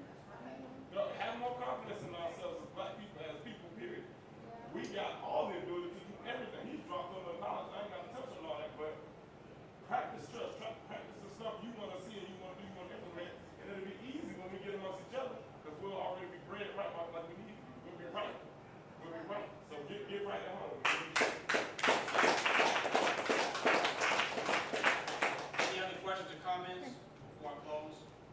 Yes, Yes, sir, brother. I like to take low. You know, I always say that I want results, not credit. So I always put people up in front, and I don't say anything about what I do or have done. In fact, if people ask me what I have done, I say, obviously I haven't done enough to look at the state that we're in. But I have been involved in the struggle 35 years. I've been in Black Liberation Support Committee, Black Community Youth Service, I'm a Wild Collective. You know, I got battle scars, both sides of the wall. Brother, to my people doing time, I got 25 years in prison. Woo. And there's a great deal that I sacrifice to accomplish things that make a difference in people's lives. You know, suffering, nobody wants to suffer. So if something is done, even in prison, that makes it less inhumane, that matters. I have done that on both sides of the wall. I did time for what we call expropriation. That robbing banks to give money to the movement. You understand? I've been down. I bled. I knew the founder of the Black Liberation Army, Noah Washington, to my brother. Jalil Muta King, Herman Bell, Arif Muhammad. You know, all these my comrades on. So I'm saying that as a rule, I don't say anything because I want results, not credit. You know, there's this historical event that involved the Native Americans. The Apaches, in fact, it was. And what happened was that, this is well documented, there was this occasion when Apaches were climbing up this precipice in order to fight. And so it was a sneak attack. And so 2 of the Apaches fell. Now imagine you're climbing up and you're 100 feet up and you fall to your death. And they fell silent. Not a single sound, because they knew if they said anything, that would have alerted the U.S. cavalry and then the rest of the people. So that's what happened. They started falling because of the difficult climb. So very many fell. Not a single one made it out and they won that battle. Of course, they lost the war when they won that battle. The point here is that their sense of identifying with their community was greater than their sense of self. They realized the importance of the community above their sense of self, individual self. So, I'm saying all that to say the same thing is true with the so-called suicide bombers that King Noble was referring to earlier. These people, they have such a complete, profound, inseparable identity with their people. Come on. That they know that to die for that, to die so that people can live, that's what life is about. Because they know they can continue to live on through their people. You understand? You know what? If this was white folks doing it, they'd be on the news all day, they'd be hailed as heroes. But because it's non-white people fighting against white people, that kind of recognition is not given. Just like we see the little Palestinian children throwing stones at tanks. If that was white people, they'd be so David gets life. You understand? Yeah. Because it's Palestinian children fighting against white supremacy. Yes, So sir. you see, you understand? Yeah. So my whole point is that we have to have, brothers, right? We have to be able to transcend all of our imagined differences Come on. if we are to succeed. And this is a really astounding thing. You see the people in this room? If each of us, just a few people in this room, if each of us was to have just the faith in ourselves, Come on. to walk in our power, we in this room, we can change the world. We can change this world, and the brother said, today. Come on. Take your time. Today. And we're going to do it today, too. No damn doubt. No damn doubt here. I'm not a Christian, but the sister told me once something from the Bible. Despise not small beginnings. Do you understand? I mean, every kind of movement that has made any difference in the world, also as the brother said, began with a handful of committed people. That's right. Oh. In poor back rooms, in shanty towns in Alabama, you know, right in sharecropping tenants, right in the worst kind of situations, in little huts, in the hinterland in Africa, with a mile plotted against the British Empire. Come on. You understand? It all starts with an idea and a handful of committed people. Yeah. The last thing, this is the point I'm trying to make. This is the point I'm trying to make. So, we are quite enough, we in this room, are quite enough in number to change the world. The thing is that, are we quite enough in spirit? I know I am. Come on. Teach. I know I am. I'm not afraid. What else we got to live for? You know? All right. So this is the point. This is the point. In order to achieve this, we must be united. I know that history has shown errors of judgment that have cost us dearly. Among those errors of judgments is so many divisions among ourselves. For whatever reason, for class, for skin color, you're lighter, you're darker, so you're better, you're lighter, so you're better. You know, I mean, look at Rwanda. That started exactly the same way, the Hutus and the Tutsis. You dig? Yeah. They were all one people until the French separated them according to their color, their ethnicity. Yeah. And so now, you know what happened. We had to get past that. We had to understand we are all one people. I don't give a fuck if you blind, got blonde hair, blue eyes, like Arif Muhammad, who came on a raft to Rikers Island to rescue prison BLA members out of 1B, out of segregation on Rikers Island. His light-skinned fucking brother came on a damn raft to break them out of jail. You understand? And they didn't give a fuck about his eyes was blue. You know? Look at Gary Thomas in Uganda. He was assassinated by the United States government because he stood for the nationalization of all of his country, the industry of his country. He was a light-skinned black man. I have no ears for that kind of division. And our history shows how we pay the price. We pay the price if we allow that, or allow anything to separate us, or to give us different ideas of superiority. Yeah. So, Yeah. today, our time, but it's our time only if we are completely united. Completely, without distinction in anything. You're black. Yo, if you look at the history of lynching, Without Sanctuary. Have you heard of Without Sanctuary? This is a pictorial documentary of the history of lynching in this country. It is almost impossible to read. You want to weep and rage every 3 pages because of what you see has been done to our people. It's just it's unbearable. And you see women hanging upside down, very cuts open, these cracks standing there with a child in his hand, you know? And you see what's really interesting is that it's not some drunk redneck with a bottle of gin in the dark of night. They have suits and ties, they have their children, they have mason jars where they have, say, the dick or the nuts of the castrated, that they castrated from the person, you know, or the fingers. That was real popular, cut off the fingers. And sometimes the judges, they would have the honor to distribute them because they were the judge. Or governors, the governors of different states, Supreme Court justices. Matter of fact, they would close down the schools and announce in advance the nigger barbecues. You understand? And my point is that this, most of those people, I take that back, very, very many of them, shit, you know, almost look white to me. Don't tell me about only black people getting murdered down here, gunned down.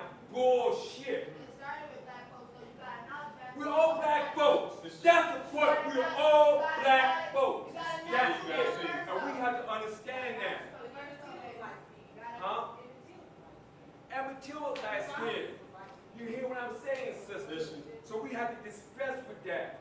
No, you gotta hear We have to this. dispense I with hear you, that. brother, and I respect your opinion. The elders have In spoken. my opinion, this is historical I fact. respect your opinion and your perspective. So, It's very I'm trying to valuable. say, yo, And I'm gonna let's say finish this. my point. Finish my point. I'm Go almost ahead. done. You got Finish it, my bro. point. Thanks so very much. My point is this. I have great respect for this brother. This brother was dropping some knowledge here and there. Was he not? But I want to say, I am You sure aware. you ain't shooting out what the melanin man is saying today? Yes. No doubt. Yes, You don't remember the man. No doubt. Yo, I want He's to say. an example of what I'm saying right now. I'm saying, yes, I'm saying, look, I'm not right about everything. I know there are some historical facts that I am quite certain of, but just because I have an idea of interpretation about something does not mean that everything I say is correct. You gotta acknowledge come first, boo. So I'm Everybody saying, come out of our race. You gotta acknowledge it. I'm saying, look, am I not your brother? Am I not your brother? Yes, you my brother. There's no more to be said. I rest my case. That's what I'm trying to say. Thank you, sir. I just want to make a distinction that I'm not creating separation, but creating priority. If you walk into the emergency room and it's melanated people that got shot up, Come on. and it's light-skinned people in there that got headaches, Come on. what do you deal with? Come on. You deal with those that have been shot up. And today is more melanated people in America being killed and murdered than of any other tone. Not New This is Orleans. a fact. I'm not making this up. Not New New Orleans. Orleans is one place. Yeah. I'm talking Chicago. I'm talking Detroit. I can name 5 and we Talking Creole in New Orleans. That's a 5 fact. in the past I'm 3 talking years. United Killed by States. police. I'm Unknown. talking- I can show you a picture of all the murders that's happening, and you'll see more melanated. Do the research. Don't take my Yeah, word no, for it. you're right. It is. But I'm The saying in New majority- Orleans. The majority of black people in the community are melanated. That's right. That's a fact. I mean, people want to argue that. They're melanated. So if you represent, when you say power to the people, what people are you talking about? Because they don't mind light-skinned people getting up to certain positions and getting power. They don't have a problem with that. So we're asking our light-skinned brothers and sisters to use their power for us that are being attacked. That's right. And use their power to create real black power, which is not neo-colonialism. Come on. You feel me? Which is not white power in a black face. That's what Obama is. Right. They accept those. I mean, it's a fact. They only put those light-skinned brothers in the history books. That's a fact. So I'm not creating division, but this unity. We are, matter of fact, we talk about unity all the time. There's nobody more unified than black. Go to the mall and see the unity. Come on. Go to the chicken fry shack. Come It's on. about what we're unified around. Come And I'm on. not coming to y'all to be unified around unity.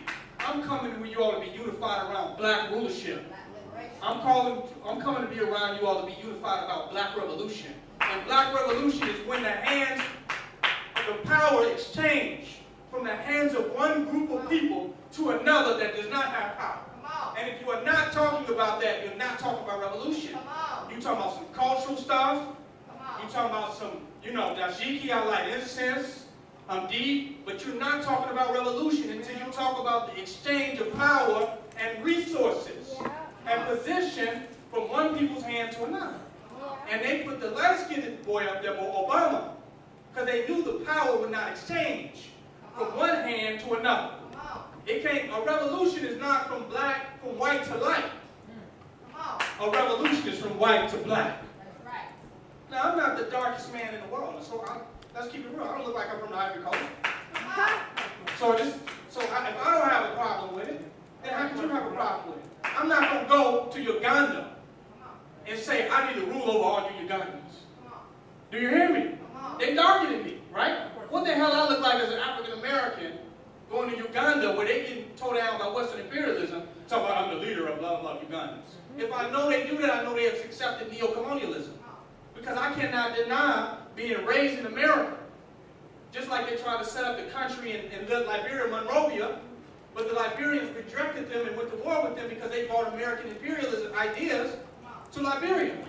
So what I look like going over there, bringing my Western culture, no matter how Afrocentric I am, with the language I speak, I'm still been in the West. I've been born, raised, and cultivated over here. So all I can bring them subconsciously is Western imperialism. That's why I'm not so much for African repatriation. Because I'm not taking white supremacy to Africa. If I go over to Africa, I go over myself to humble myself to see how I can help them, right, serve their situation that's happening, right?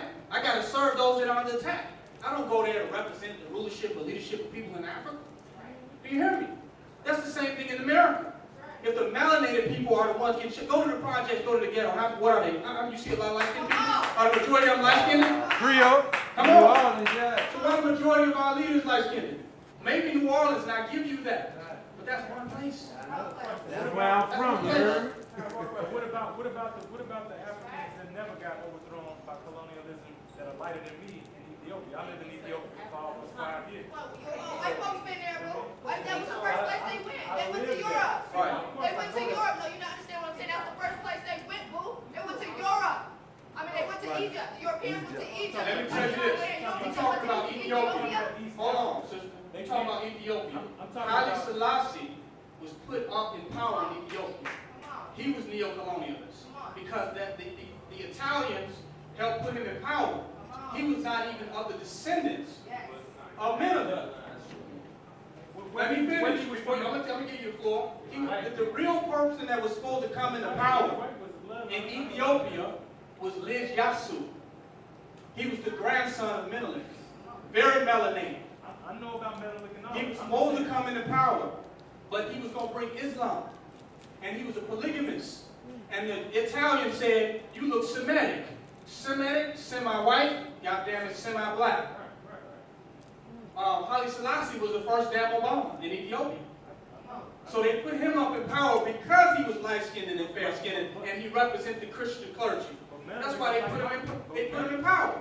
So that was a sign of neo-colonialism. And in Ethiopia, you got the Galawala tribe, you got indigenous darker-skinned tribes that you don't even hear about in Ethiopia, and you got a light-skinned Negro like Haile Selassie that's a neo-colonialist leader that's trying to modernize Ethiopia.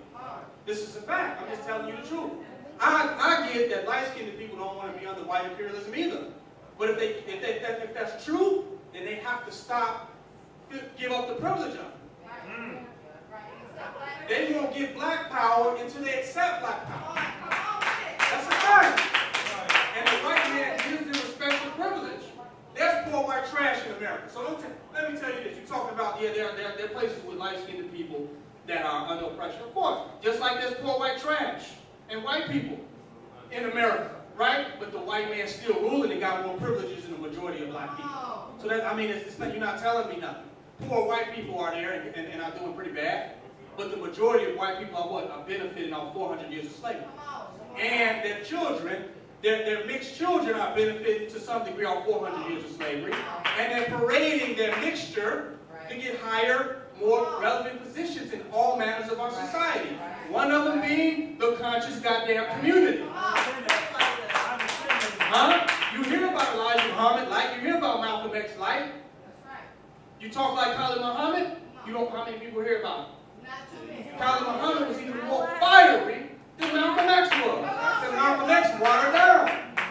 I'm just going to keep it real. I love Malcolm for what he stood for, and I'm an Old Testament follower of Malcolm. But New Testament Malcolm got weak before he died. He got weak. He started talking about, he went and found a new form of Islam. He went to Mecca, he sat down with the Arabs, and he mixed in with those Arabs, and he accepted a universal struggle. He started sitting down with good white folks. You follow? And he started talking some universal humanitarianism before he died, which is why they uplift Malcolm. They don't lift Malcolm because of the way we do. They lift him because he converted from what they consider hatred and racism and nationalism to more humanitarian universal principles. But Khalid Muhammad died pro-black, lived black and bold, and died black and bold. And nobody can hear about it. Harder than Malcolm X. I raise Khalid Muhammad higher than Malcolm X any day. That's the reality. He never watered his message down to the day that he died. He was black and bold all the way through. Malcolm watered down. That's a fact. Malcolm went over there and he accepted the Arab. A lot of us accepting Arab imperialism. Light-skinned niggas accept Arab imperialism. Why? Because the Arabs is a lot of race. They got a lot of common. Take your time with that. It's a fact. I accept all light-skinned people as black. But I want to see black power, not white power, granted to light-skinned people. That's a fact. That's the key. See, everybody, okay, see, when a light person is conscious, and I'm going to get this to you, and I'm going to open up the floor because I want to let other people talk. When a light-skinned person is conscious, nobody's intimidated. You conscious, it's like you care about somebody else, right? But when you dark as 150 million on the midnight and you talk about black power, everybody jump back. Like you shouldn't say that. It's not a racist. If a light-skinned person say black power, it's not really looked at too much as racism. When a dark nigga say black power, they say maybe you mean something else when you say that. Let's just keep it real. Maybe you get a little bit what you saying. Maybe you trying to say blah blah blah. It's a fact. I love light-skinned people. I got my children are light-skinned. Mothers of my children are light-skinned. And you know what I tell my light-skinned children? Back the goddamn black man with all your power. That's my blood in there and that's DNA. The black woman can have every type of child. She can have a light child. Everything came out the womb with a black woman. But the one that's suffering that came out of her womb is the darkest. The black of the berry is sweet the juice, but the black is sweet of the sentence. Do y'all hear me? Let me open the floor. Go ahead, please. Blame Yaku for that. I feel like, Shay, I believe everybody is entitled to their opinion. But what we can't do is get emotional. And the first thing that we have to think about is that we're at a Malcolm X today. Yes, ma'am. So the first thing that we have to do is get that ancestry respect. So if we're speaking about light skin versus dark skin and black man has a rule, that's fine. We can do that on any other day. We want to have that discussion. But right now, we need to be focused on Malcolm. That's what he and his stood for, legacy. though. That's what he And stood his for. legacy. Was Malcolm But confessed? no. What I'm saying is that is this about Malcolm X Day or not? Well, what is Malcolm X? What is it Okay. about? But wait, Let let me finish, because I just want to say, is this about Malcolm X today or not? So who should, I'm sorry, hold on 1 second, sister, because I promise you, I'm just trying to make a valid point. Okay. If this is about Malcolm X, you have had your say, and I certainly respect you, black people. So let's get back to Malcolm X. Malcolm But X. this right here, I agree with you. very I agree with you. divided and very separate. Malcolm X said he was a black supremacist. Malcolm X said he was a. Are you a black supremacist? I'm sorry? Are you a black supremacist? I am a black person. I'm black first. I'm for Okay. you. I'm for you. I'm for you. I'm for you. Can I get a yes or no I'm not answer? about- Can I get a yes or no I'm answer? about black first. Malcolm X said black Malcolm first. X said he's a black He said, supremacist. no, he said he's black first. He said Black he's a My black supremacist. allegiance is black Malcolm first. said he's a black He said supremacist. black first. He might have said both. But what He Y'all speaking the same language. About Malcolm X, or is this about sitting here talking about who's getting ready to do this? This is about Malcolm X. That's what I thought. Can I say something? Wait, I Yeah, got okay, hold on. One at a time, one at a time, one at a time. Before you say anything, but it's not run out. We do have a couple things that we want to do. So I appreciate it, man. Okay, but wait. Because this gentleman in the middle was very patient. And he had his hand up from the beginning. And he's never had a chance to say what he had to say. And I Go ahead do on want to to say what ask you him want to say, bro. No, we can do that. But I At want least to let continue him, with at least let him say what he has to say. Okay. Go ahead, brother, just quickly. I mean, me personally, I'm not a big fan of Obama, but we also have to understand that this government is just a sham. Yeah. Regardless, so whoever they put in the president is just a figurehead. You feel what I'm saying? Because right now, you can pull out your phone and look up the word Q-tip number. We're all being traded on as we're traded on Slave. stock. He said we were slaves, sir. That's what I'm saying. We're being Okay. traded as stock, so I'm not Okay. arguing about who's right here, right there. Exactly. This is why your brother this brought is it why up. European I want to say something. That brother Slaves was the first stock market. You know that, right? On Wall Street. We still slaves. Like the mother Jesus. We started the stock market. Can I say something?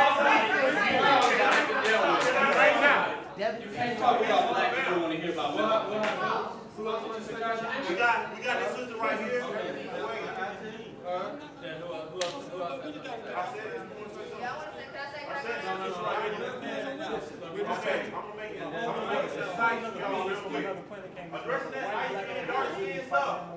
Y'all gotta realize certain people that been said certain things from the time they was a little child. You know what I mean? Treated a certain way from the time they was a child. You know what I mean? Like when I grew up, then I seen I was a nigga when the cops started treating me differently. You get what I'm saying? Started trying to just grab me and snatch me up somewhere, and I'm like, hold up, I thought I could vote. You get what I'm saying? That's something that had to be revealed to me because I grew up as a light skinned child. You get what I'm saying? We're not worshiping Malcolm X. Malcolm X was trying to do something.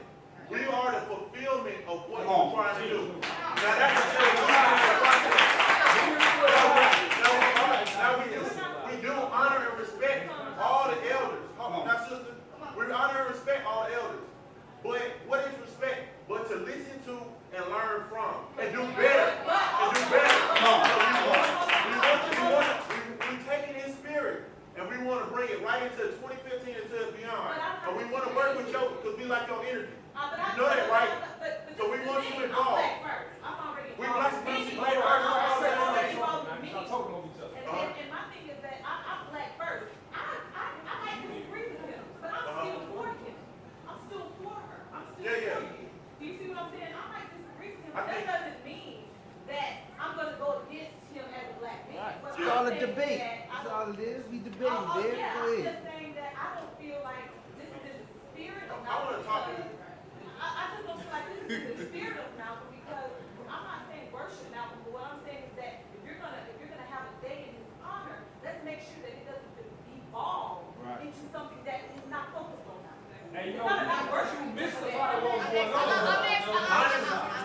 Honestly. Okay, now, sister, these sisters did wait. Now, these two sisters waited.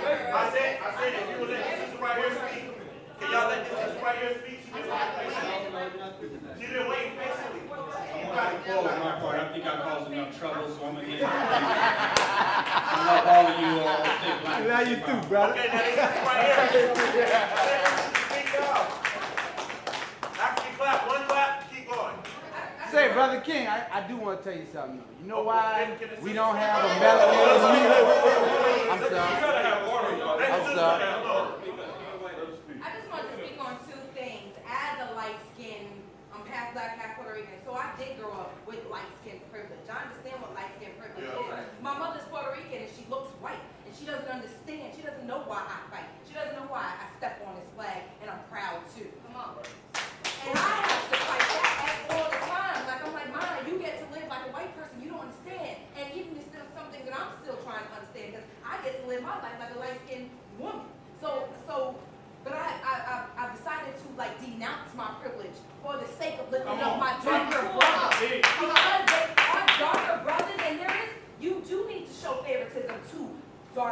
your darker brothers and sisters. Because they haven't seen that privilege. They don't even been told they are right. So when somebody's speaking and they tell you if there's a light skinned brother speaking or a black brother speaking, let that dark skinned brother speak because he's been silenced. Oh, I'm not finished. Because he's been silenced for so long and called ugly for so long. And so it's necessary.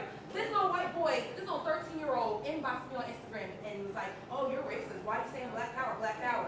Just like a little girl who's been told she's ugly her whole life, it's time to uplift her. Yes, black power. I say black power every day. And I wish I was darker skinned. So people would take me that much more seriously when I say black power.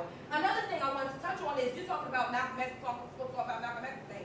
He just told you about 2 different views that Malcolm X had, and only the latter wants to be featured or highlighted, just like it's only MLK's "I Have a Dream" speech that you ever hear about. You don't hear about his latest speech when he was talking about black economics. You don't hear about his latest stuff. Hold on. What I'm saying though, I understand it's not plain Malcolm X Day. We want to get back to Malcolm X, but we also have to get back to the real idea and the idea that we need to focus on. And it's not his later thoughts, it's his original thoughts. Let's not get it confused. Wait, hold on. Let's not get it confused. Let's not get angry. Okay, because don't misinterpret what I'm saying. Because I'm black first, period. I want to ask you about Wait. Hold on. Wait, let me finish. Let me finish. Everything with the black name, black with the Let me finish. Now, when you talk about black supremacy, I'm for all black people being supreme. And y'all gonna let this Hold on, wait, let me finish. Y'all gotta let her talk too. Let me finish. Because I let you speak and I'm just asking you to speak. Good All debate. of our people are for black first. Now let's make this clear. I'm light skinned. You're light skinned. My sister is, hold on. But I'm saying, my sister is dark like that shirt. And let me tell you something, when I was growing up, I wanted to be her color. You see what I'm saying? But hold on, let me finish, because I'm letting y'all speak. What I'm saying is that all of this comes from the Yoruba. Color consciousness in our community comes from the Yoruba. Africa is a continent. I'm an Africana studies major. Africa is a continent. Before white people came over to Africa, there was light-skinned black. Of course. And dark-skinned black. When Albino. Yoruba came into the picture, that's when it became a color divide. Okay. Now, I'm all for uplifting all people. We do need to uplift all of our black children. Dark-skinned, light-skinned, Make it plain. all of them. But what I'm saying is that when you start to bring it in that dark-skinned people deserve to be leaders only because they're dark-skinned, that's a problem. Clarence Thomas is dark-skinned. That's not what they said. Let me go down. Can I go down? Can I get the power to throw You got it. The black people that deserve to be leaders are being suppressed as well. They're being suppressed. Everybody calm down.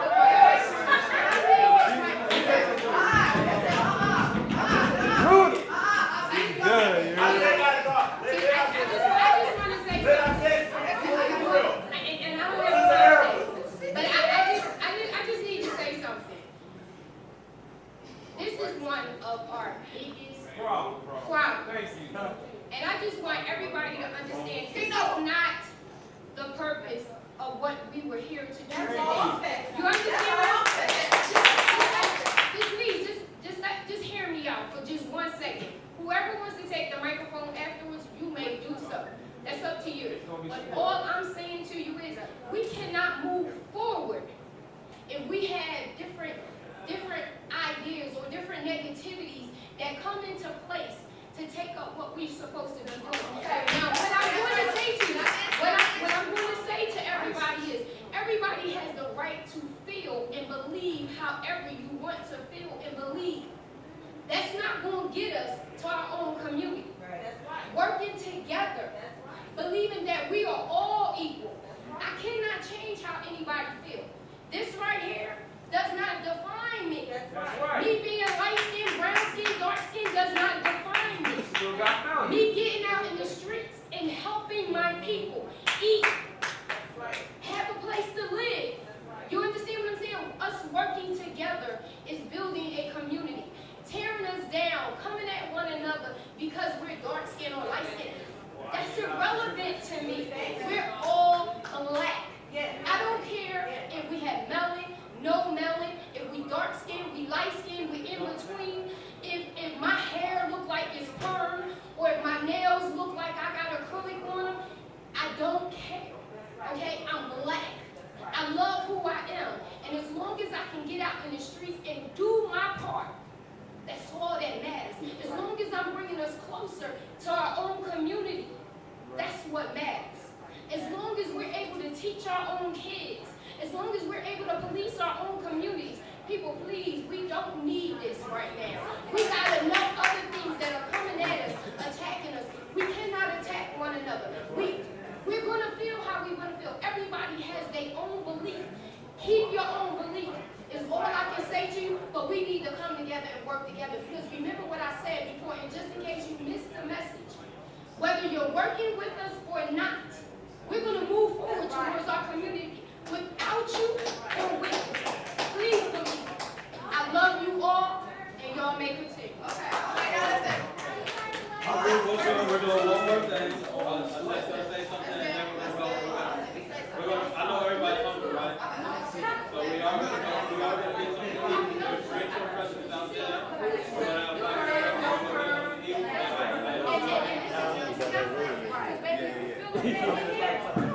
Okay, can I start now? Y'all gonna listen now? Hello, everybody. I let everybody else talk. I want y'all to listen to me now. Hello? Hello? Y'all gonna listen to me now? Yes. Okay. First of all, y'all gotta be careful of the agents that come in here. It's agents that come in here and try to mislead and misconfuse folks. You know what I'm saying? It was not about no light skin. The whole conversation was not about no light skin talk. You know what I'm saying? Until the young brother kind of appeared, he had to feel some type of way. You know what I'm saying? You have to respect where you come from. You come from a black person, a black family. Regardless of how yellow you is, how yellow your mom is, how yellow your daddy is, you have to respect who comes first. Now y'all say y'all talk about the Malcolm X thing. What was Malcolm X about? Was Malcolm X about partying like we did yesterday, buying goods, buying food? Not nothing that we represent for that Malcolm X festival was about Malcolm X. Because it wasn't about representing no white folks being at that festival. Am I right or wrong? What about white folks being at that festival yesterday? Come on, us partying and stuff. Folks don't want to hear about that. You know what I'm saying? Y'all want to party, y'all want to eat good, all that good stuff, and then go home like ain't nothing wrong. You know what I'm saying? Go back home to your white supremacy lives. You know what I'm saying? What about the real struggle out here? You know what I'm saying? It ain't no black and white thing. Because at the end of the day, it's just melanin. And if you for this fight, you for this fight. You know, you might feel a little some type of way because you might be a little bit high yellow. But oh fuck well.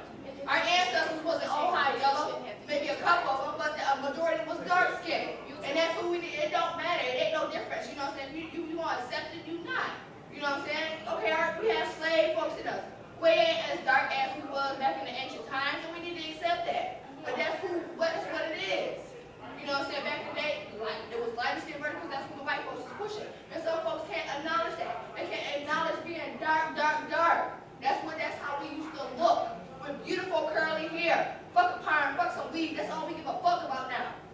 Come on now. That's all we care about now. Come on. We go into these places.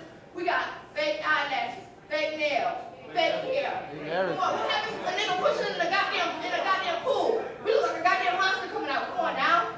We look like a fucking monster coming out. And I don't mean to cuss, but come on, it's real out here. All y'all, no disrespect to all y'all old heads, but come on now. Y'all supposed to be examples. Fuck all that light skin shit. That shit is irrelevant. Is you really you think? You love yourself, you don't. Come on now. When you look at yourself, you should see yourself blackness. Regardless of how light you is. Because you know your mama black. Or you know your daddy black. Or your grandmother or your grandfather is black. What difference will it make what color you is now? You fight for one cause and one cause only. You hear what I'm saying? They killing down teenage boys. That's dark. Y'all worried about some light skin shit. Y'all mad at this little fuck boy right here. Y'all got up and got mad because he feel some type of way with little colored eyes. He the same motherfucker that went to the Malcolm X festival and told me I couldn't speak. But it's a Malcolm X event, but you tell me I can't speak? Fuck you mean I can't speak?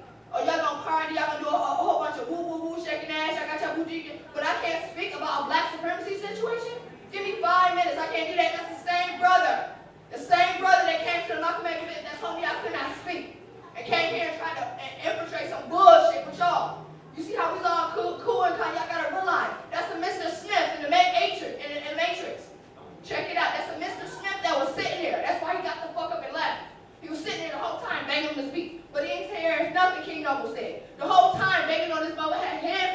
dog. Peep game. Peep game, but you got something, you hear that dog, so the only thing you hear is that light skin shit. Fuck you mean? That's the only thing you hear, but you want to say something and try to get the cloud all rugged.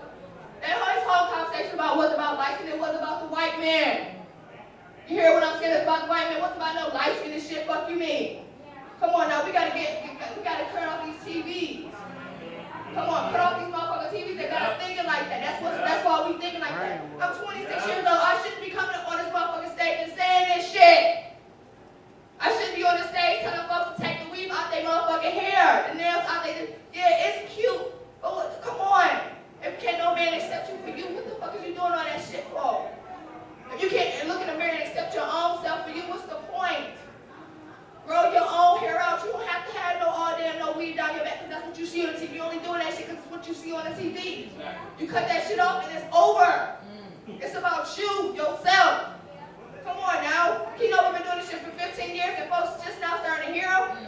You got folks down there, you know, dumbing down his image like it ain't nothing. Perfect example.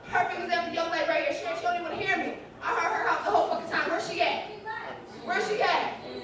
Where's she at? Like I said, be careful of the motherfucking agents in this matrix. We in the matrix right now. Be careful of Mr. Smiths. Because they in here and they real. You hear what I'm saying? Come on now. Switch the whole fucking conversation like that. But black supremacy, y'all. You know what I'm saying? Try to eat a little bit more healthy, take the weave out your hair, take the nails out. Be healthy, be natural. When you look in the mirror, you see your ancestors. That shit ain't no. You look like a fucking man with all that shit on. The eyelashes, the hair, all that shit. You look like a man. You don't look like yourself no more. Come on now. Black supremacy, y'all. Black supremacy. All right, thank you. I'd like to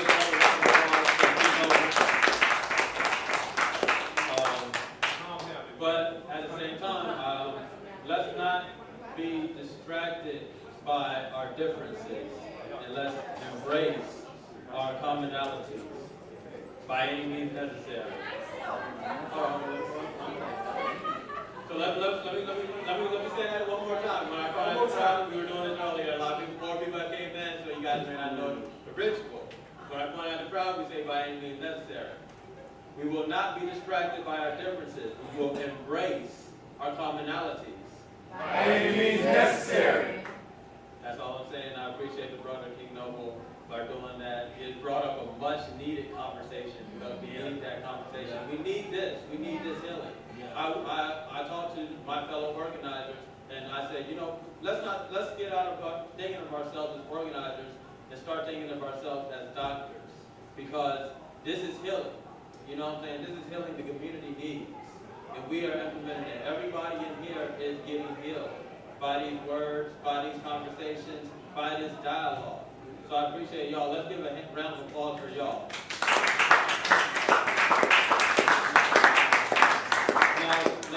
Okay, we're going to do a couple things. I'm going to pour a libation for Brother Malcolm, because we should have started it like that, but we didn't. So we're going to pour a libation now for Malcolm. I'm inviting everybody to the Eric Shepherd Challenge out there. And if you guys don't know who Eric Shepherd is, he is a brother from Valdosta State University who walked on the flag in a controversial interview, and now he's on the run. He's a fugitive, but he was on Too Raw for TV last week. So you guys definitely need to check out that interview. So, and if you want to make contact with them, I'm the person that you need to talk to. And also, we're going to get some food because we have water and soda out there, but I know people want to eat. So in the spirit of Malcolm, we are going to march to the Sillies, just like he marched to prison and got his people out. We're going to march to the Sillies and buy black. So.